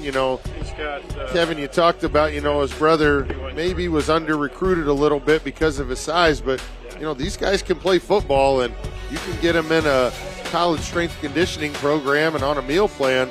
You put on 20 pounds and all of a sudden they're 3- and 4-star kids. So, you really got to appreciate the athleticism that he's displaying on both sides of the football tonight. Well, that's what their older brother Jacob did, and I'm sure these guys can too. As you see the big game from Josh. Jason playing well as well on the defensive side for the Eagles. But, this is going to be an interesting second half. These two teams both coming in at 1-0. This league is tough. You've got Mill Valley in the Sunflower League. Olathe West, I'm told, who we'll see next week. The Owls are very good. So, 2-0 start. Almost imperative if you want a chance at the league crown with all the great teams in this league. Well, and when they added Mill Valley to the Sunflower, it just, catapulted that league as, obviously probably people in the EKL will tell you they've got the best league, but, both of these leagues are usually the ones producing the state champions. And last year, Mill Valley comes out of the Sunflower League and able to win that 5A state championship. And you've got, speaking of Mill Valley, if you're Shawnee Mission Northwest, at Mill Valley next week, and then Lawrence Free State, and that's not an easy game as well. So, tough upcoming game as far as Olathe North side of things. They're going to play a Thursday night game at Shawnee Mission North against the Shawnee Mission North squad. Shawnee Mission North Bison. Squad. I almost slipped and went. I had to catch myself there. I was stumbling along. Yeah, the Bison. They opened up their new weight room this summer, and got the new logo there. Yeah. All right, we are ready for the second half kickoff. Derek Larson mentioned he and Olivia Anderson, strong-legged kickers, and let's see if Larson will keep this one in play or bomb this one into the end zone. We are ready for the start of play in the third quarter. Nope, he's going to keep it in the field of play. And the Eagles will have a return from the 9-yard line. And it's a big return off the left side. As that's Caden Butler, I believe. Yes. Caden Butler. I'll tell you what, he got up to speed very fast, and good blocking on special teams by the Eagles as he takes it across midfield, and the Eagles will start at the 43-yard line on the plus side. Yeah, and you see the good hop there. Sometimes those squib kicks can hurt you as a kicking team as you're not able to get your guys down the field. A little contact there as he's going out of bounds, but the kicker's job is just to make the tackle, and does just that as Olathe North's going to start with really good field position here to start the second half. Yeah, that was a 48-yard kickoff return. That gets Olathe North off to the fast start in the second half as they start with great field position. Porter can't get to the outside as he was ridden down by Estrada, the Will linebacker. And it'll be actually a loss on the play, so it'll be second down and 11. Good job by Estrada just setting that edge, and it looked like Porter had a little cutback lane there, but like the first play of the game for Olathe North on offense, just a stretch play, and Porter not able to get around the corner there. Back to the 44, second down and 11. Jet sweep, Canseco cut back, spin. Canseco, whoa, ripped down by Frazier. That looked like a wrestling move. As a Frazier with the body slam. You see Canseco making the first guy miss, little spin move there. Good pickup there on second down. This Olathe North offense has a bunch of playmakers. You don't really know who the ball's going to go to each play. We've seen Harris with a couple big-time catches, Canseco in the run game and the pass game. Obviously, we know about Porter. There's not one guy you can just key on. Yeah, we've seen Rhodes and Bruce running jet sweeps. Skoma rolling, throwing, complete, right near the first down marker, and it should be enough as Seiko had forward possession, and it'll be a first down at the 31-yard line, 9-yard gain on 3rd down and 7. Again, you see Conseco just find some open green space, and Skoma moves the pocket just enough, able to get that throwing lane. And it was a good ball there to pick up that first down. But again, Conseco's your reliable guy when you need him on 3rd down. Porter, cut back. Porter into the secondary. Finally cut down just inside the 20-yard line. We'll spot him at the 16. Quick 15-yard run by T.J. Porter. He just kind of hides behind those offensive linemen, and then as you see here, just reads, and then cut back. And it's got, like you said, Kevin, he's a little jitterbug out there. He's got that speed side to side and able to turn it on when he needs to. 1st and 10, Eagles in the red zone. Skoma keeping on the read option. He's a very athletic dude. He's a big guy. And he'll get taken down, and looks like he's got another first down. Jason Skoma, the quarterback, mentioned that he's played a lot of positions for this team and showing off some good speed to the edge. 1st and goal now, Olathe North, as they'll spot it officially at the 5-yard line. As he was able to get 11. Remember Arlen Bruce, the first time squatting to look at the play. I guess it gives you a better angle to see the signal from the sideline. And everybody else has followed suit. Eagle quarterback. Not a bad guy to follow his lead. Porter up the middle. Porter, second effort into the end zone. There's a flag down. Let's see what the flag is all about. Porter, great second effort run, but I feel like the Eagles are holding on the play. And on the yes. offense. 10-yard penalty from the spot of the foul. Replay first down. So no touchdown for T.J. Porter on a great run. Great second effort run. And another penalty on the Eagles. Yeah, it looks like they called that holding penalty near the end zone. I don't think that was on one of the linemen, as they're spotting the ball just at the 16-yard line. So not sure who got flagged for that, but I don't believe it was anybody on the offensive line. So it'll be 1st and goal again. Running play to the edge. And this young guy, T.J. Porter, he goes about 144, but I'll tell you what, he delivers a pop at the end of these runs too. Well, you see him starting to run downhill and building up that full head of steam, and like I said, he's a guy who's not going to shy away from contact, and you see right there, he's looking to knock heads as he's going out of bounds. Looks like he got the penalty yardage back, so now it's 2nd and goal from the 5-yard line. Eagles leading by a touchdown, trying to add on to that lead.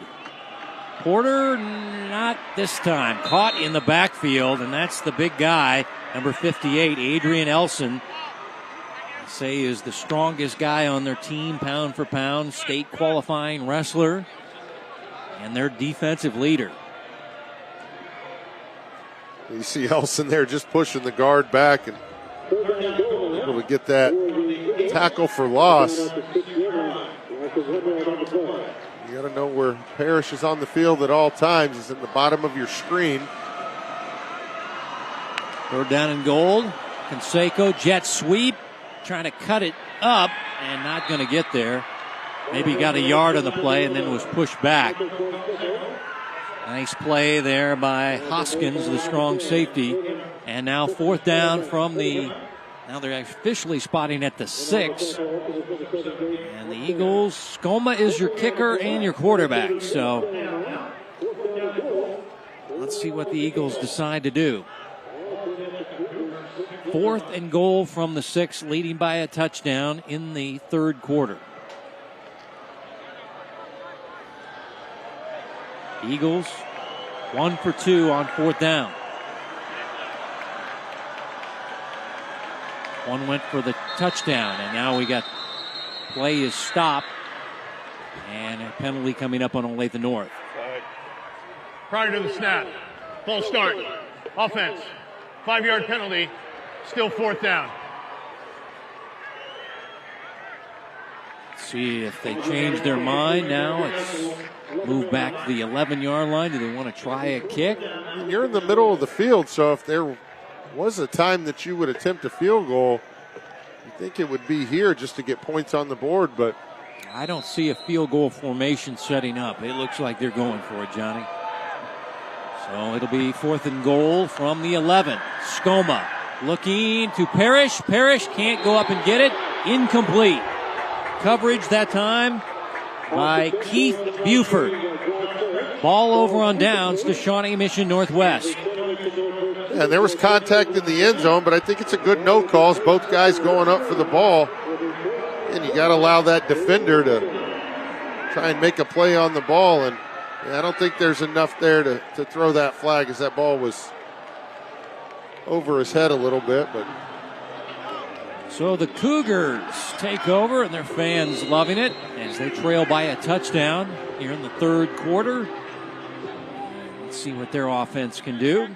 Seen a long touchdown run. We saw a deflected touchdown pass by Morley to Bennett. Seen a pick six, and now the Eagles running players late will have to take a timeout. Their first charge not timeout the sequence of plays that you wanted there for Olathe North, as you turn the ball over and then have to call a timeout on defense. And these are the the adjustments that you're making the first 2-3 weeks of the season. You got a lot of different guys coming in. You got some underclassmen playing, so you just got to make sure understand your personnel, understand game situations, because the coaches, they got to coach the game. So you got to make sure if a guy needs subbed in, you got to be paying attention to what position that, you play, and see if you need it out on the field. It looks like right there, just running guys out on the field late. That was a change of possession. Your guys got to be ready to go. If I could talk to Coach McCarty right now, he would say there's no excuse for us having to take a timeout and get people on the field. 1st and 10. Cougars scrimmaging deep in their own territory. 5-step drop. Morley going to throw long down the field, and the pass is broken up, incomplete. As coverage there for the Eagles was pretty good there. As making a defensive play was Eli Wyatt. Yeah, Morley went under center there, so I didn't know what kind of play, but it looked like they were trying to set that long pass up. Good coverage downfield. Break that pass up and force Shawnee Mission Northwest into a 2nd and 10. I believe that was Bennett, but the jersey numbers are very hard to read on the Cougars. At least there's contrast this week after those white-on-white Blue Valley Northwestern. Here's Oatis breaking free. First down run. And he's quickly out to the 25-yard line. And a nice gain of 14, and he nearly broke it, Johnny. Yeah, and you see he's getting stronger and stronger as the game goes along. Almost breaks it. Good shoestring tackle there. But you see the momentum starting to build for Malik, and he's a guy who's not going to get frustrated. He's going to continue to carry the ball hard and do what he can do on offense to help his team. New set of downs. Cougars at the 25. 4 receivers on the field. Oatis on the left hip of his quarterback. He'll get it. Malik trying to cut back. Gunderson wraps him up. And very little on this play. Yeah, not a lot of help on that. It's like there were 2 or 3 blue jerseys waiting for him as he came around the corner there. And Malik not able to wiggle free there. Only 2 yards gain. Gunderson was 2nd team All-League at Olathe Northwest before transferring to Olathe North. Again, his father was a former baseball coach at Olathe North. Now an assistant principal at Olathe Northwest. 2nd down and long.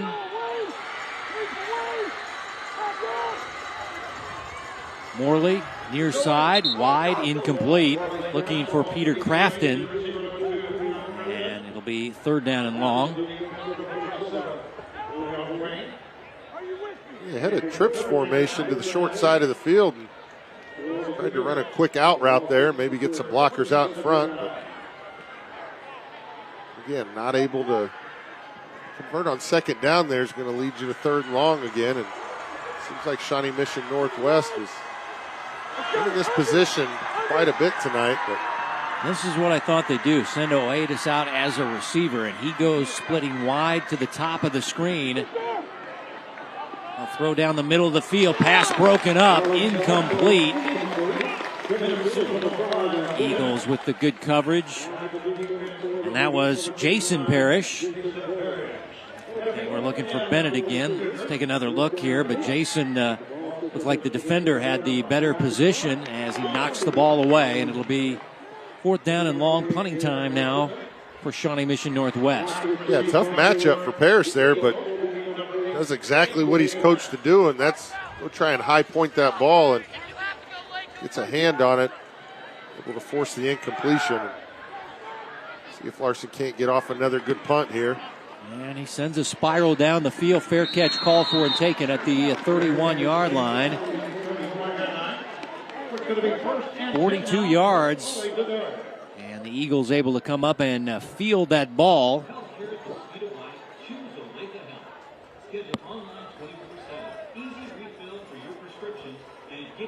So that'll give them fairly good field position.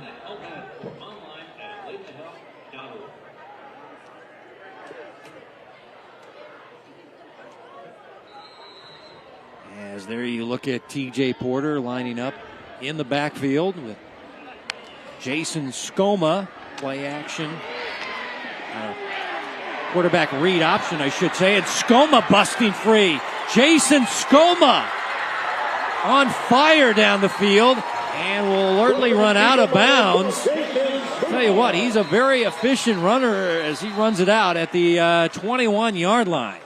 Yeah, and watch the block here on the edge as Skoma reads that block, and that kind of sets him free.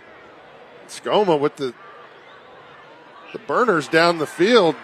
Again, you see those guys downfield continuing to stay with their blockers.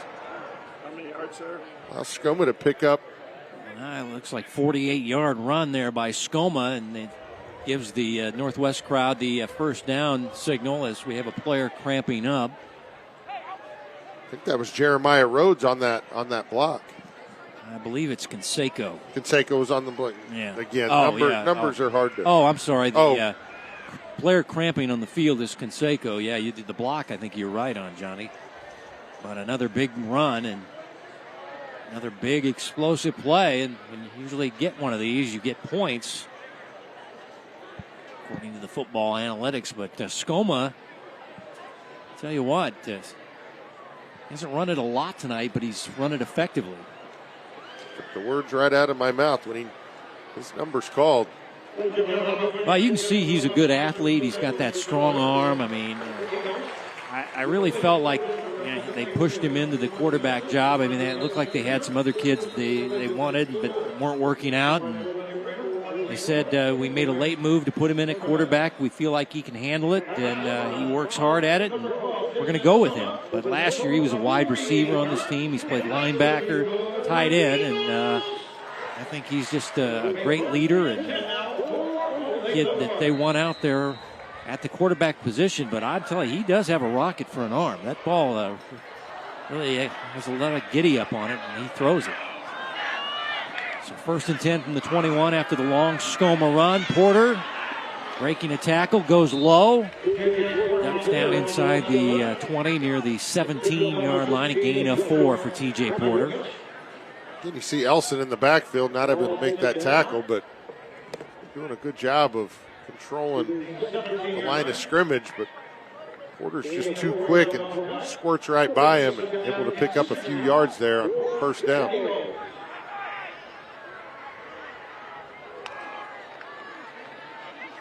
And again, Skoma keeping it this time, going to the edge, and this time they're waiting for him.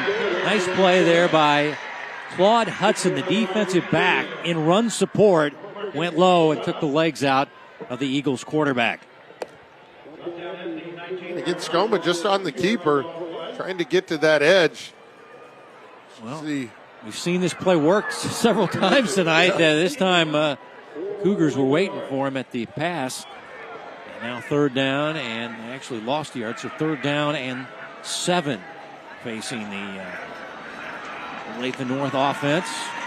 Draw play, running room. Porter, he has the first down to the 10-yard line. Kind of a slow developing draw, but good job by the left side of the offensive line, freeing Porter up, and he runs for the Olathe North first down. Yeah, it's like a counter draw, kind of get the defense to go one way, and then we know if Porter gets a couple yards, he's going to get his full head of steam, and he's a tough guy to bring down, able to pick up a first down and keep this drive alive for Olathe North. Clock's ticking down now, under 5 minutes in the third quarter. Porter running room up the middle. TJ dives to the end zone. No, they're saying he's down at the 1. TJ wants to celebrate. The official is pointing to the ground just inside the 1-yard line. And it'll be second down and goal for Olathe North. Yeah, it looks like he was just tripped up there about the 5-yard line and tried to get that hand down to the ground, but looks like his knee touches down before that ball gets in. But again, he's got that right hip on the ground, but see how hard it is to bring him down in open space. You just can't get a clean hit on him. He's low to the ground. He's got, the side-to-side moves, and just tough to square him up. Second down and goal. They spot it right at the 1. Skoma going to keep it. Skoma not going to get there. Skoma took a hard hit there. And it'll be third down and goal. Elson he's going to be somewhere around it, yeah. Yeah, let's see who with this collision. Oh, yeah, he was there. Elson, number 58, involved. Also, Engel, guys with E on their last name, slowed him down. And now third down and goal, and they spot it just outside the 2. So a bit longer situation now for the Eagle offense. Porter banging, and he's in. Touchdown, Olathe North. His second of the night. T.J. Porter, 2-yard touchdown run.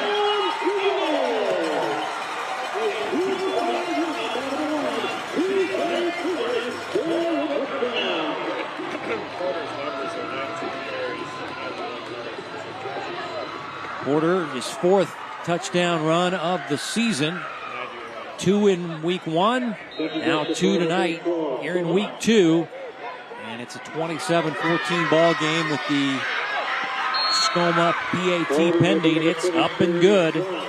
And a 2-touchdown lead for Olathe North.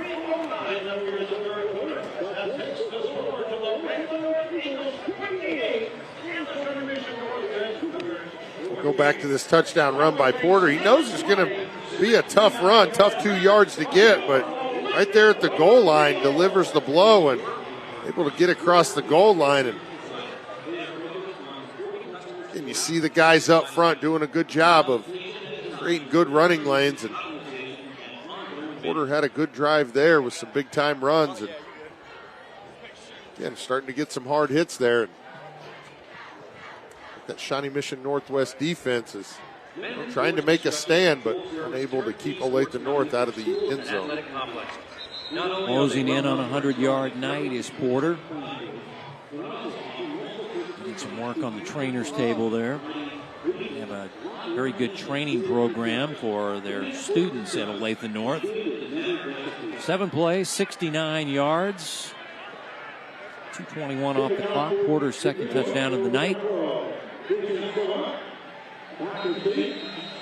The Eagles up by 2 touchdowns late in the third quarter. Again, it's the cat-and-mouse game. Skoma deciding where he wants to direct this kick. And he'll go short. They'll call for the fair catch and take it at the 24-yard line, and that's the tight end Hobbin. So now if you're Shawnee Mission Northwest, concern level is where, Johnny? Well, you've been here before in the second quarter. You got down 2 scores and able to come up with a big play from your playmaker. And I think, you're trying to do the same thing. With the time you have a guy like Oatis on your team, you're just trying to continue to get him the ball because it's just one play and he could bring this back to a 1-score game. Again, there's a lot of good teaching points here for Morley as you're down a couple scores, but still in this football game. Oatis, there he goes. Malik Oatis, a cutback in midfield. At 4.5 speed, he's so deadly, still going. Grabbed from behind and tackled, and now thrown down a second time. Let's see if a flag comes out. Nope. They say the players just got entangled there. But Johnny with the call, and Malik Oatis delivers again on another long run. Yeah, and you got to continue to give him the football because of what we saw right there. He's able to take a run play and bust it open for 40 or 50 yards. And, I got him at 41 on that last one there, unofficially. Yes. Get a breather here for a play, and I assume he'll be back on the field next snap. Yep. They'll give it off to one of their backup running backs. John Whitener, one of their super sophomores, say is one of their future stars as well, one of the strong kids on the team. Bowling Ball John Whitener. 5'6", $190. So after the Whitener run of a couple of yards, he'll check out of the game.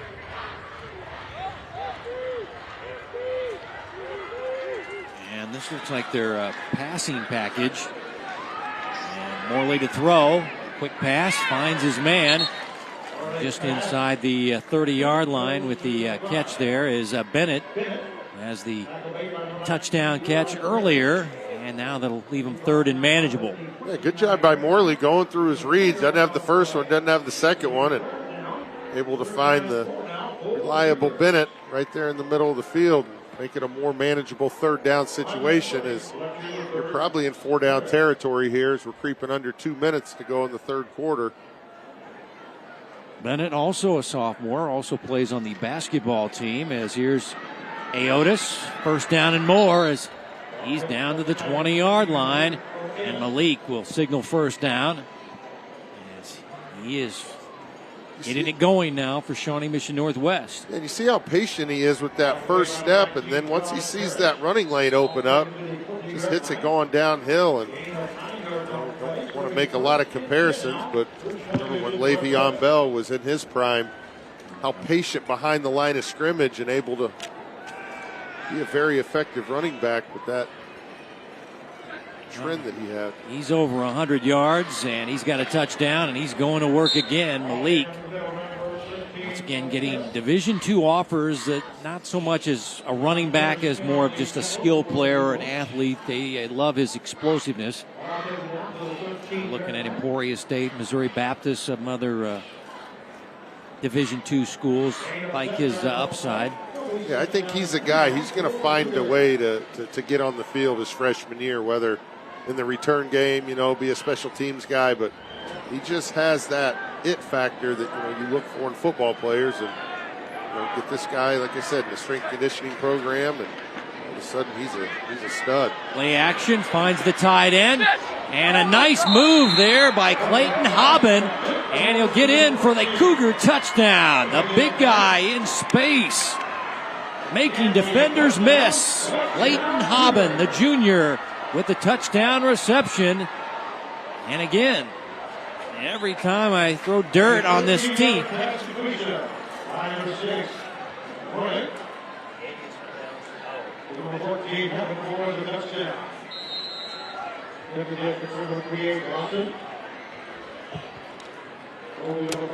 tell extra point up and good.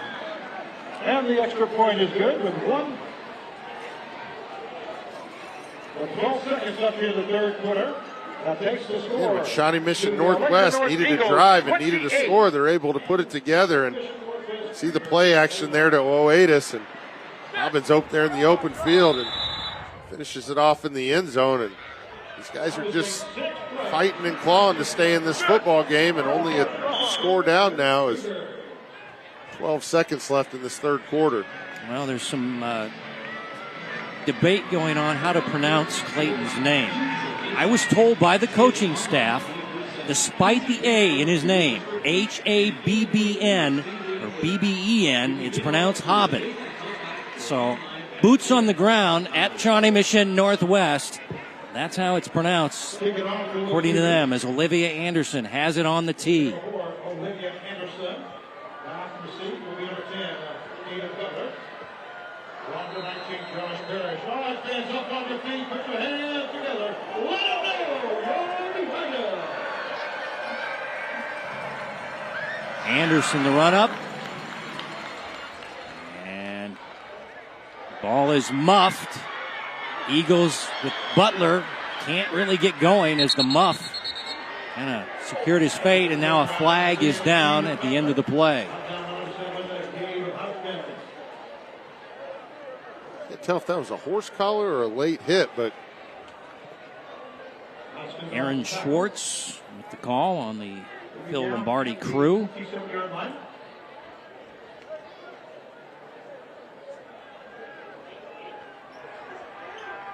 During the return, horse collar tackle, kicking team. 15 yards will be added to the end of the return. First down, Olathe North. that penalty is going to give Olathe North good field position here. Yeah, you're right, Johnny. That was a costly penalty after the return. Really wasn't that good with the muff by Butler. He really never really got going. So they'll move it all the way to the 42. So now good field position for the Eagles, but their lead has been trimmed to a touchdown. Last play of the third quarter. Skoma keeps it on the read option, and he's burning this Cougars defense with this play. Skoma tripped up. Oh, nearly took it to the house. And you saw him turn his head just enough to see who was behind him, and almost able to get there, but good effort there for the Shawnee Mission Northwest defender, saving that touchdown.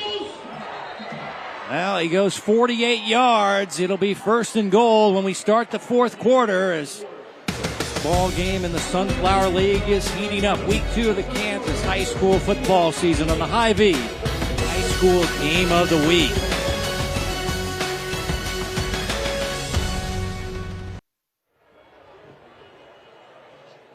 Hy-Vee scoring by quarters. Good ball game tonight, week 2. As every time you think Shawnee Mission and Northwest is in trouble, they come fighting back. So this should be an interesting fourth quarter. But Olathe North is knocking on the door after that run. Once again, I would imagine that Mr. Skoma is approaching, or at least has 100 yards rushing tonight. Yeah, and it's really came on of late. You know, he's had 2 big runs, but both have been in the second half. Start getting him going in this offense. Well, he ended the third quarter going at 48. And it'll be at the 6-yard line, first and goal. Here's Porter. Porter to the end zone. Now let's see. He was on top of a defender when he stretched the ball out, but they're saying he was down short. So it'll be a second down and goal for the Eagles, but like Porter was on the body, kind of twisted and stretched out the ball. Yeah, he's laying on top. See, he's not on the ground yet. So that's where I thought. Looked like he, looked like I thought he was rode, laying on top of the defender and kind of just flinged his body there.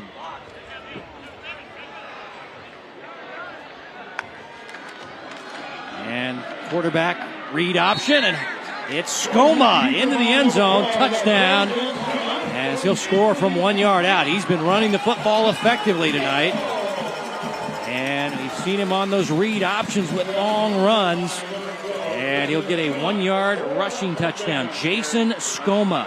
But I'm sure he was, lobbying to his offensive coordinator to let him finish off that drive, as he was caught from behind, and he earned that touchdown run right there.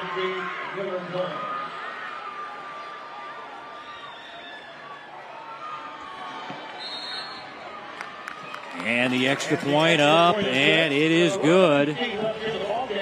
35-21. Eagles on top.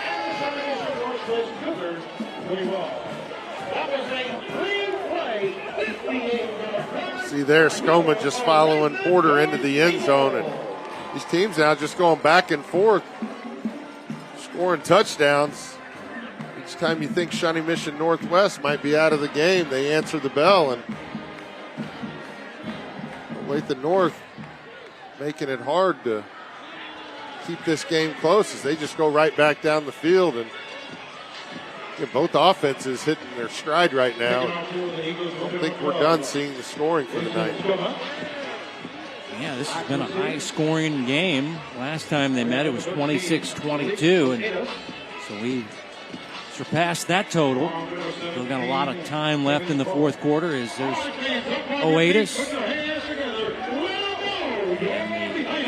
I think at some point they're going to try and pitch the ball back to him, run a reverse. You got to try and get the ball to him instead of fair catching these and try and let him make a big play in the return game. But as you see, he just kind of walks around back there trying to follow the laces. They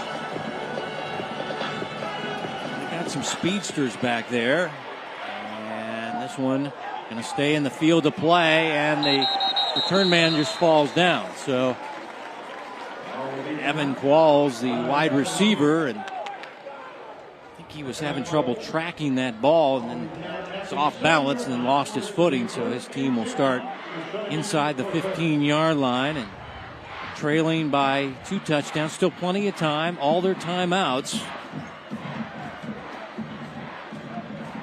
Yeah, you stay with the game plan. You're not got plenty of time on the clock. You're in no hurry. Again, we know who Shawnee Mission Northwest wants to get the ball to. They're going to have a couple other guys like Bennett and Flickingers, step up. They're going to get those 2 scores back. Empty set, 5 receivers. Morley throwing deep down the Cougar sideline, coming back and making the catch is Oatis, and now cuts it up into space and finally dragged down inside the 35-yard line. What a play by Malik Oatis. And saving stop by the secondary for Olathe North, and this kid is gone.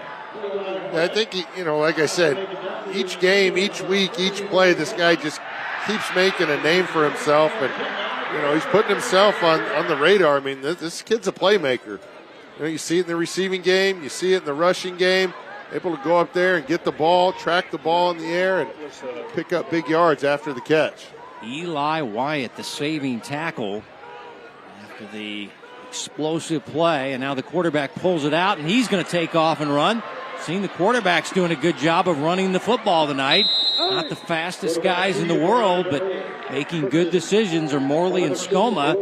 And he runs for a first down. And you see Oatis, he thought he was getting the ball, and Morley does a good job of reading that defensive end and keeping it and picking up big yards there. But 16 yards and a first down. And you see all the blue jerseys crashing down the line of scrimmage thinking Oatis is going to get that football. So good decision there by Morley.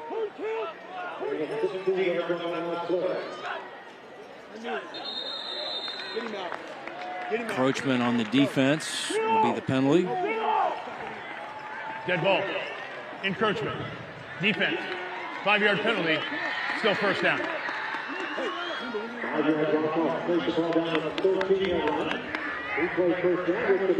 Now the penalty situation a little better than last week, but still for Coach McCartney, I think he'd like to see penalties decrease. As now it'll be a 1st and 5 for Shawnee Mission Northwest, just inside the 15. Oatis cuts it back and stumbles his way down near the 5-yard line. I feel like if he doesn't lose his balance there, Johnny, he might score. Well, these defenders are getting smarter. You're not going to tackle him up top, so you got to try and trip him up. And it's like that Olathe North defender just got enough of that shoestring to bring him down. But see hands on the knees there, just catching a little breather. But wouldn't say that Oatis is getting tired out there, as he looks like he's getting stronger as the game's going along here, as Devin Lowe making a quick surge to get on the field. And here's Oatis. Grab from behind, still fighting. And it'll be second down and goal. Well, Malik, Johnny mentioned he was so good last year as first team all-conference running back. 23 touchdowns. Also had 3 interceptions on the defensive side. Don't see him playing defense this year.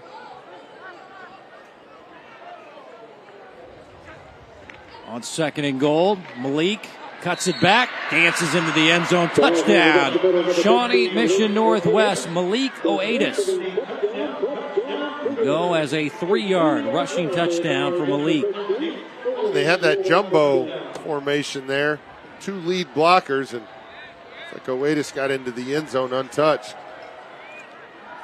And just when you think Shawnee Mission Northwest may have ran out of gas, they answer the bell and back to a 1-score game. Extra point by Olivia Anderson, up and good, her second of the night. And yep, Johnny mentioned it, ball game not over. You see that jumbo package with Elson in the backfield. Does a good job of lead blocking there, getting a hat on a hat. Oatis knows what to do if he gets close to that end zone. Yep. The old Statue of Liberty move into the end zone, and said 19 carries, 180, 2 touches. Oatis has had a big night rushing. Seen Porter have a big night rushing. Skoma, good night rushing.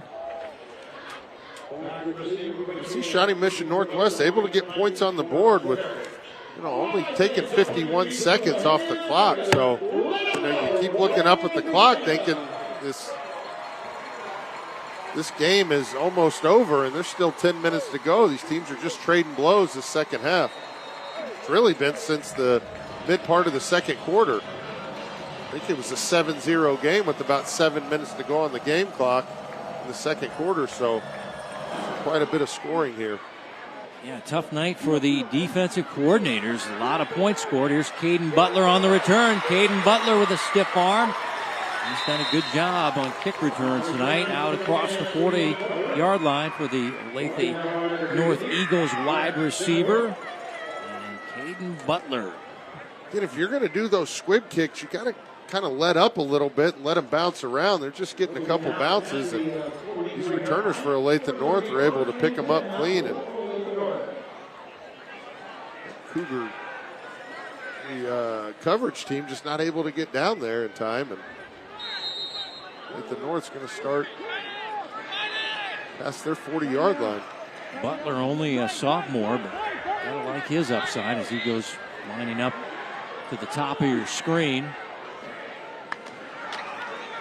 Give it off on an end around, and this play has been effective tonight for the Eagles. As running the football this time is Jeremiah Rhodes. And Rhodes gets a first down. We've seen Rhodes and Bruce really flag is down, however. Hey, you're okay. Don't worry. Holding on the offense. 10-yard penalty. Replay first down.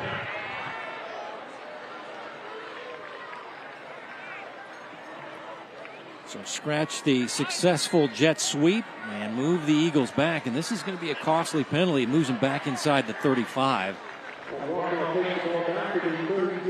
Penalty problem still exists for Olathe North. 15 penalties in week 1, and they're getting close to double figures tonight again. Coaches don't want any penalties, but around 7, 8 is about acceptable. That might be lower for some coaches. Here's Porter to the outside. Nothing doing there. Nice play there.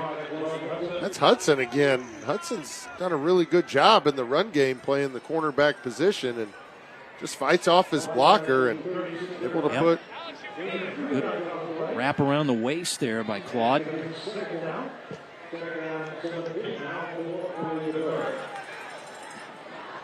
And if you're Olathe North, you're in no hurry here. You're trying to run this play clock down as much as you can in between each play.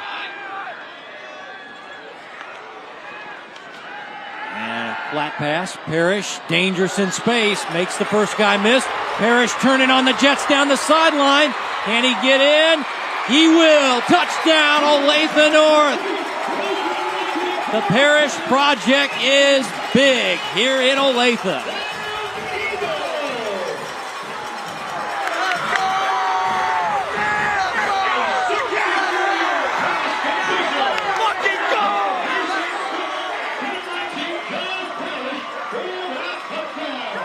This guy is dynamic.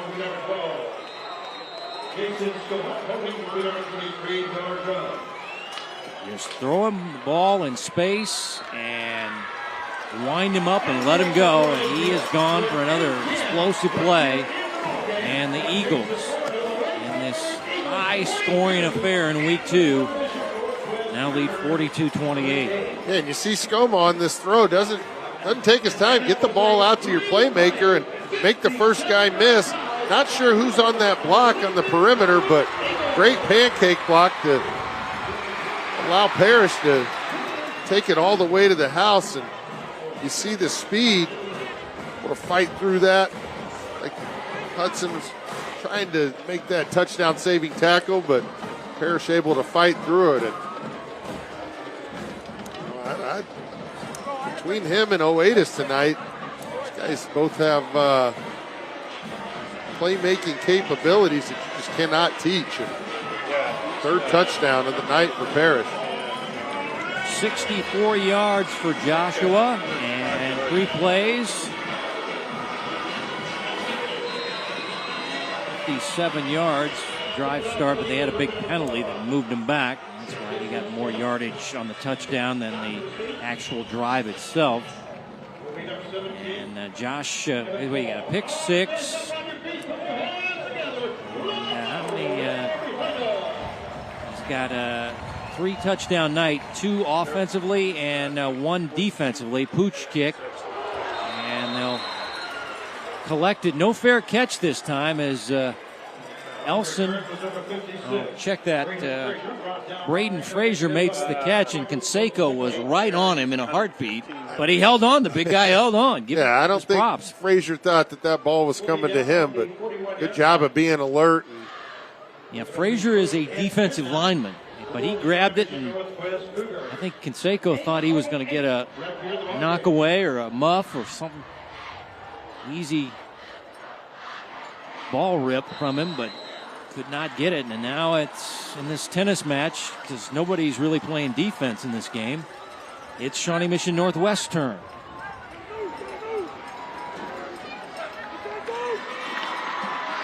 Morley rolling, pumping, hit as he throws, incomplete. He's looking on the Cougars sideline that time.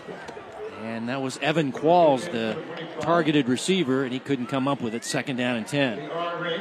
Looked like that was Ring on the pressure there as forced Morley out of bounds and forced the incomplete pass there. He's a good-looking kid out there, number 25. 6'4", 220 is Ring.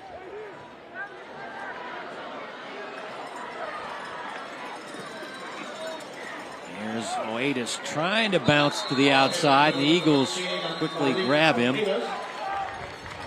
That was Ring right there. You saw him momentarily. There was that split second where he tried to duck to the outside, but the Eagles were able to hang on. And now it's 3rd down and long. 3rd down and 10. You're down by 2 touchdowns.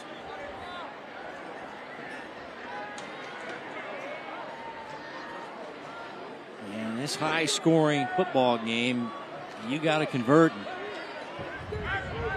Keep putting points on the board. Play action, setting up the screen, too long, incomplete for the tight end that time. In the receiver was number 14, Lincoln Heaven. And it'll be fourth down now. And now it'll be fourth down. And now if you give up the football and the Eagles can burn clock, you can really start to get a few nails in the coffin on a win here in week 2. Back to receive. Well, Coach Black, he's telling his defense, we got to get a big stop. Got to be able to see personnel issues here on the punt team, as I would assume you're just going to take the delay a game here. You're not going to call a timeout.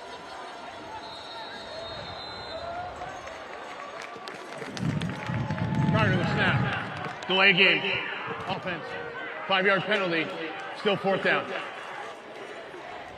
Looked like the decision to run the punt team just happened too late.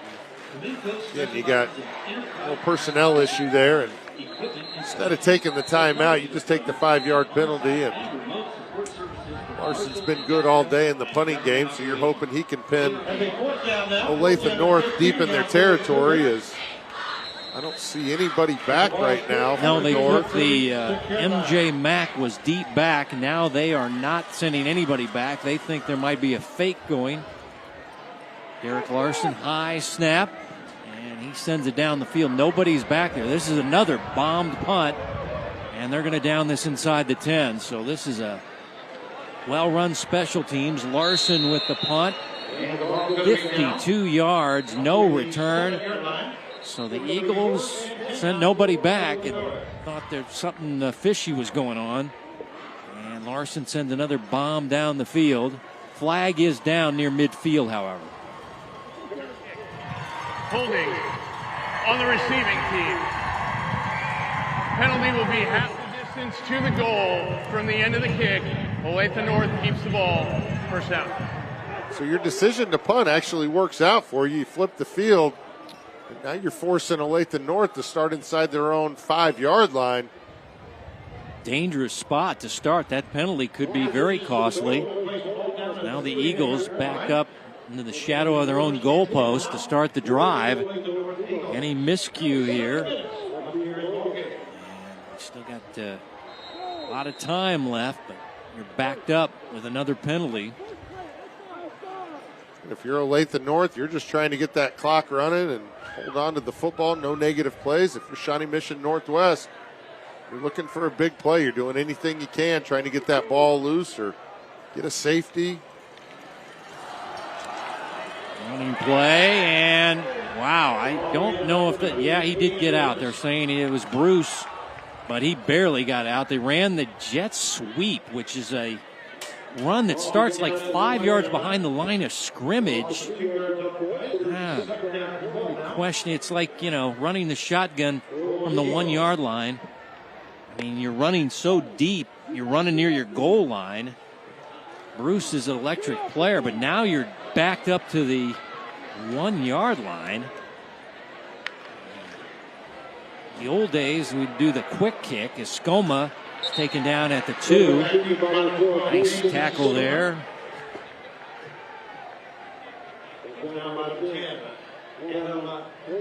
And Escoma just on the keeper, able to get out of that end zone and stopped at the line of scrimmage, and it's going to be 3rd and long here for Olathe North, and you don't want a negative play here.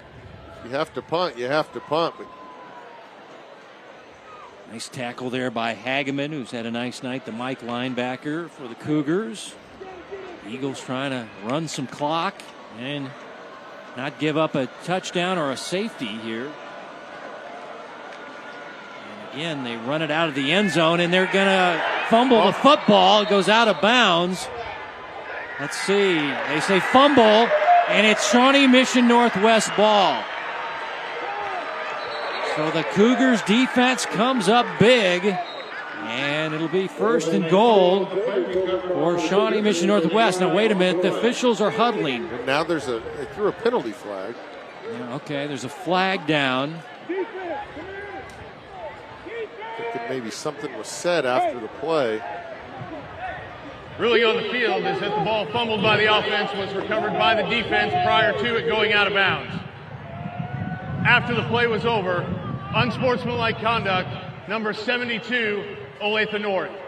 This is his first unsportsmanlike conduct foul towards disqualification. First down, Shawnee Mission Northwest.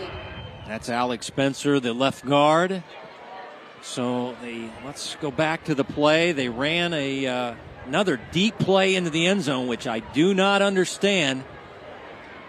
And the ball gets knocked out. Yeah, it looks like he was trying to reach the ball to make sure that it was to get it out of the end zone. Yeah, side that's Rhodes. Out. You're running a play that's like 3 yards deep in your own end zone, and then you fumble, then you get a penalty, and this is how you let another team right back in the ball game. First and goal, Shawnee Mission Northwest, power I formation. Oatis, easy does it for Malik. Touchdown, Shawnee Mission Northwest, right back in the game. 42-34 with the PAT pending. And I'm sure there was a lot of people on that Shawnee Mission Northwest sideline second guessing Coach Black's decision to punt that football, but it worked out. Turns out to be a genius as he trusted his punter to flip the field. Great punt. They did not have anybody back to retrieve it.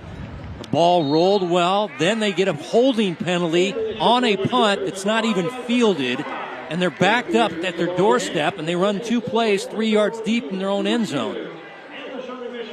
So not much going right for Olathe North as, once again, they bring in the big guy there, Elson, as an extra blocker, and he's a tough dude, number 58, and he clears the way for Malik as he punches it in for his 3rd touchdown of the night.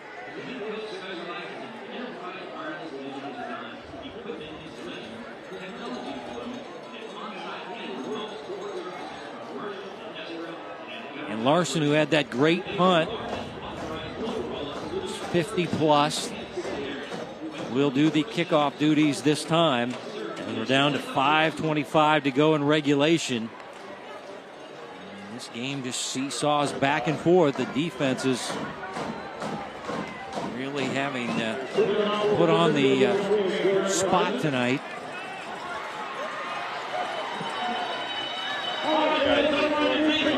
It looks like Olathe North is in a kind of a safe return here. Obviously, you don't want to get caught off guard, but. And now Larson goes with his big kick, and that is the safest play right there. Just send it in the end zone. Don't try to pick a spot on the field. Just send it long and give them to it at the 20. Make them go 80. Yeah, so if you're Olathe North, you're going to want to try and get a drive sustained here and try and work that clock a little bit, but not sure that 42 points is going to win this game, so just talking to your guys in the huddle of, regrouping and getting back to what worked. I'll tell you what works. Throw it to 19 in space. That might be a play that will work for you.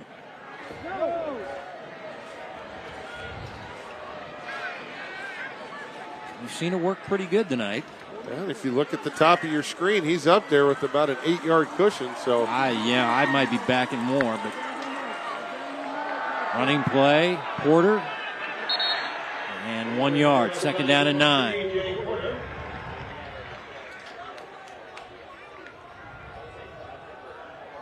Well, the Eagles trying to manage the clock, trying to close out this game, go to 2-0 on the year, and 2-0 in conference play. Second down and 9 now. But the outcome, well, still up in the air. On second down and long. Quarterback Skoma in trouble, and he's thrown for a loss. And here comes the Cougars. Hoskins, the strong safety, had the first contact. And it's a loss, and we'll get a timeout. Shawnee Mission Northwest after their big defensive play on the quarterback run. You see the designed run, but Shawnee Mission Northwest defense, Budget does a good job of just working his way down the line of scrimmage. The second half. Stopping Skoma in the backfield, but you saw Coach Black sprint down the sideline trying to get that timeout called. Try and get as much time back on the clock as you can.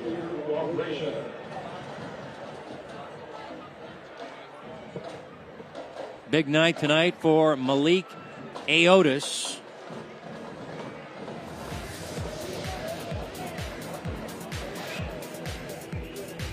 Just so hard to tackle, Johnny. And we were mentioning that he was getting bottled up, and what's he do? Stick this one right in our face. 73 yards to Pater. Yeah, and he's a guy who you got to get the ball to him, because at any point he's going to make a big play. As you see right there is receiving skills, and then, inside the 5-yard line, who's getting the ball for Shawnee Mission Northwest is he's having a great game. Play action, 3rd down and long. Pass sails high, incomplete. Looking for Butler. And it'll be 4th down, punting time for Olathe North. Everybody's standing around looking for a penalty. Is there a flag down? Nope. Everybody's catching their breath. Yep. Oh, Skoma misfires, and he's going to stay out there to punt. And now the all-conference punt returner is back to return this, Malik Aotis. I need a punt away from number 13 if I'm Olathe North, but we'll get a timeout instead. Looks like Shawnee Mission Northwest had 12 or 13 players on the field, and definitely did not want to have that penalty thrown. So they burn their second timeout. Saw Coach taking timeouts to save delay of game penalties, and you say they didn't have enough people, or they had too many people on. Too many people, right. And Well, we mentioned Josh Parrish playing on both sides of the ball, and he has come up big for the Eagles tonight, offensively and with this pick 6 defensively. Yeah, and really got the Olathe North Eagles momentum going right there with that pick 6, and then you see his playmaking ability in the open field. I mean, it's the same play 2 times in a row, but got to give a lot of credits to his teammates downfield, securing those blocks, allowing him to get open. Skoma hits a poor punt here. It does get a good roll, but goes out of bounds. I think Skoma was trying to kick away from Aotis and really kind of misfired. 33 yards, no return, but good field position for Coach Black and his offense as they try to rally to win this tonight, as they'll scrimmage at their own 49-yard line. Plenty of time. They got 1 timeout left. And here comes Morley and Malik. And we are ready to go as they try to tie this ball game up late.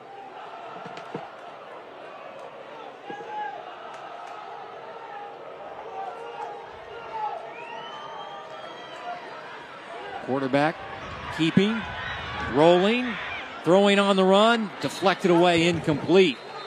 I think that was Parrish knocking it away. I think they're going to get him for being across the line of scrimmage. Okay, yeah, he rolled close to the line. You're right, Johnny. And legal forward pass.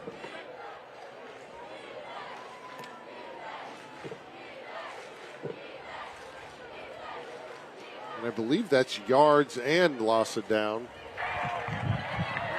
Ineligible man downfield on the offense. That penalty is declined. It will be 2nd down.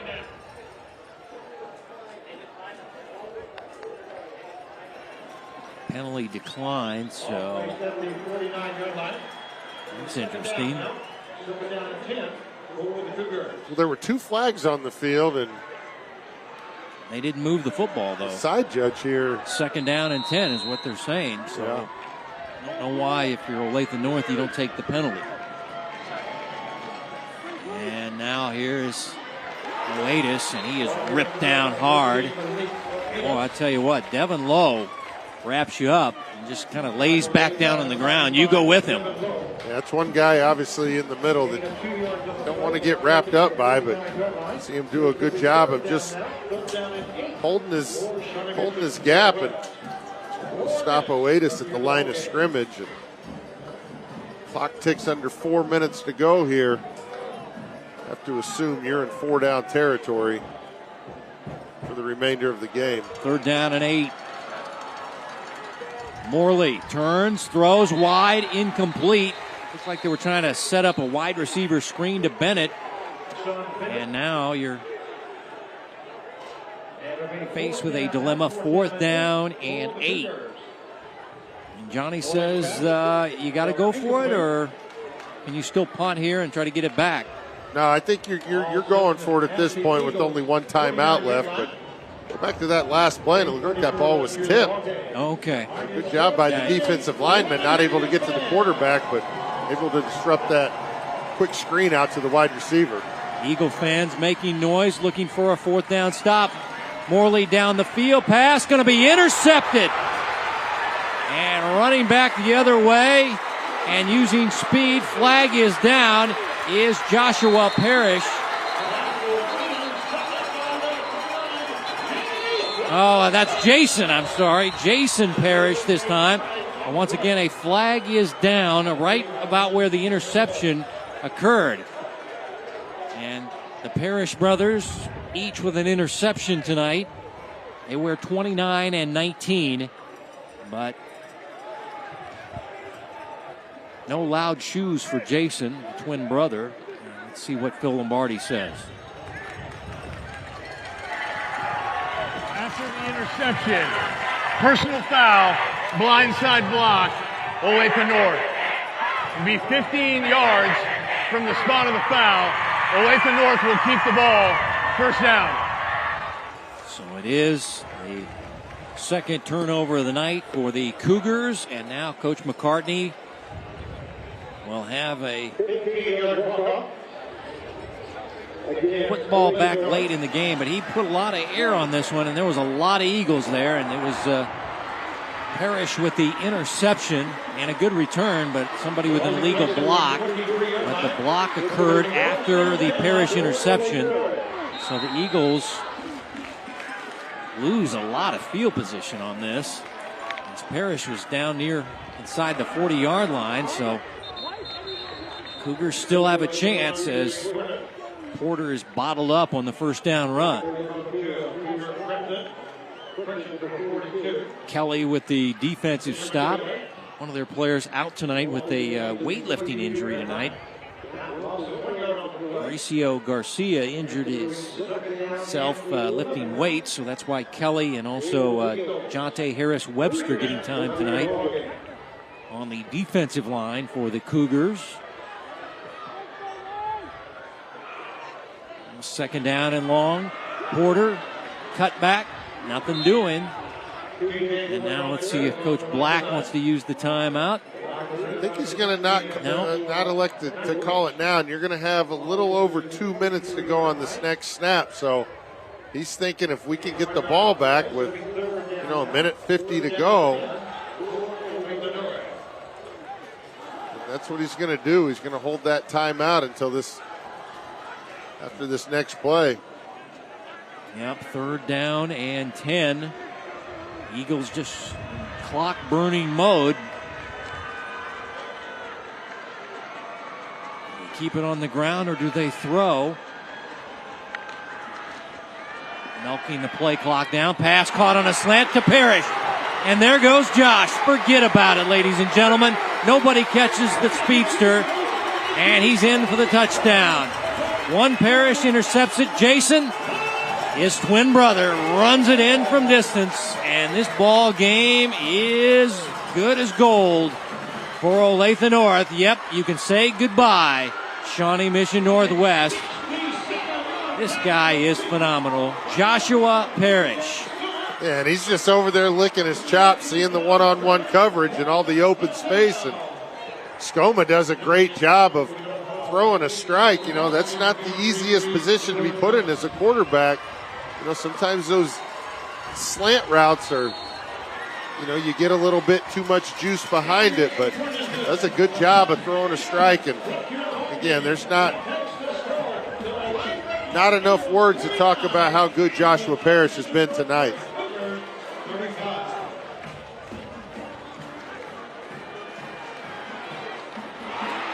Right there, he's gone. Yeah, untouched.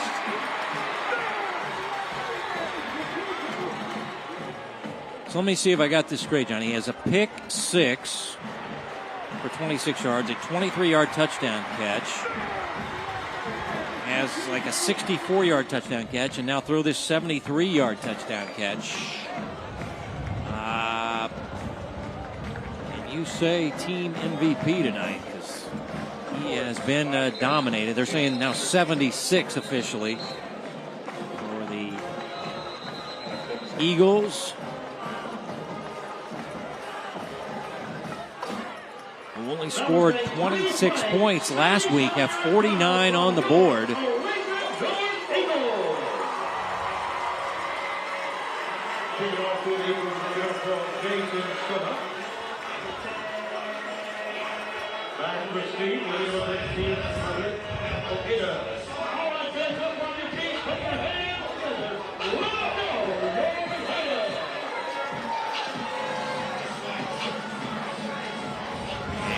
This is a boot that's fielded at the 4-yard line.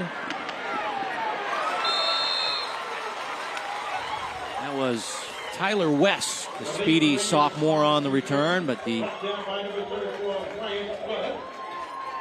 Eagles with good coverage. Still 1:52 left and a timeout. The way this game is going, maybe it was a little premature on the. But I mean, the defenses tonight have just been giving up huge plays tonight. So yeah, quick long one, onside kick, and you can get right back in it. But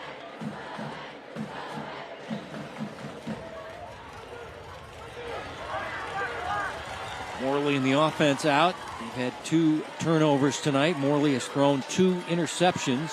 Olathe North 1 fumble on the night. So turnovers, not as many, and the quarterback in trouble and sacked. And the Eagles get the sack with Mr. Ring, the defensive end. Buyer Ring, number 25. Also Yarnell there. As this guy's all involved. As clock is continuing to run. 2nd down and 13 for the Cougars.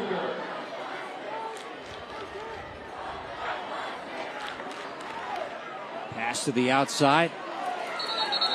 Looked like Aotis put his knee down when he received the ball, and the play was dead right there. So Malik couldn't make a move because his knee was on the ground as he caught the football. We'll keep the clock running as well. As the clock will wind under a minute to go in this high-scoring affair. 50 seconds left here in the ball game. Teams haven't played since 2017. Now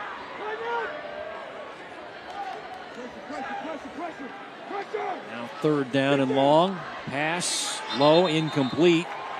Bennett the target. Coverage by Castajon, the Sam linebacker. And the Olathe North fans are celebrating a victory tonight. Wearing gold again. Once again, if you'd like to donate, they're raising money. They're wearing gold tonight to raise money for pediatric cancer, a good cause. By the way, this is your ball game for Shawnee Mission Northwest. 4th down and 8. Quarterback avoids the Gunderson rush, puts it up in the air, and too long, incomplete. And Olathe North to take over on downs. Receiver wants a flag. Flags not on the field. We've seen a few flags tonight. Bennett's not going to get this pass interference call. And Olathe North going to go to 2-0. And I guess they're going to eat more chicken and waffles. I see pancake syrup there. That's a good, hey, if that's your post-game meal, guys, knock yourself out. That's sounds good to me. Yep. Get it in before Sunday. Yep. I only crave it on Sundays. Oh, okay. When they're not open. So. All right. Yep. Enjoy your post-game meal and the celebration. Eagles in the victory formation with their quarterback Jason Skoma. And 1-1 will be the record for Shawnee Mission Northwest with a date with the three-time defending Class 5 state champions, Mill Valley. So things don't get any easier next week. There's your star of the game, Joshua Parrish. Scored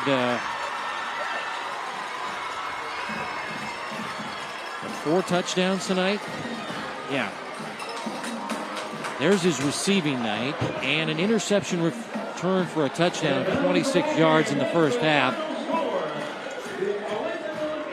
And his brother had an interception, Jason. And once again, a reminder to watch his brother Jacob for Kansas State tomorrow, jersey number 10. Might have a tough assignment with that Missouri wide receiver, Luther.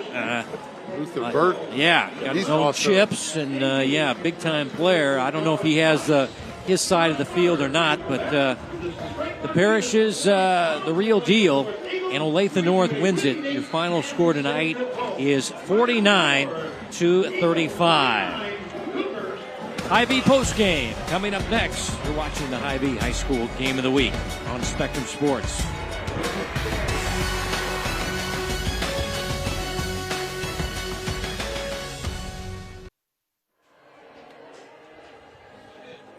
Singing the alma mater at Olathe North as they celebrate a 14-point win and go to 2-0. 49-35 is your final, and big plays about both sides. I mean, Malik Oatis had, nearly 200 yards and number of touchdowns, but the star of the game was Joshua Parrish and his twin brother. They both had interceptions and multiple touchdowns, and it's a big win for Olathe North. I tell you what, Johnny, your final thoughts? Yeah, I thought a really well-played game on offense for both teams.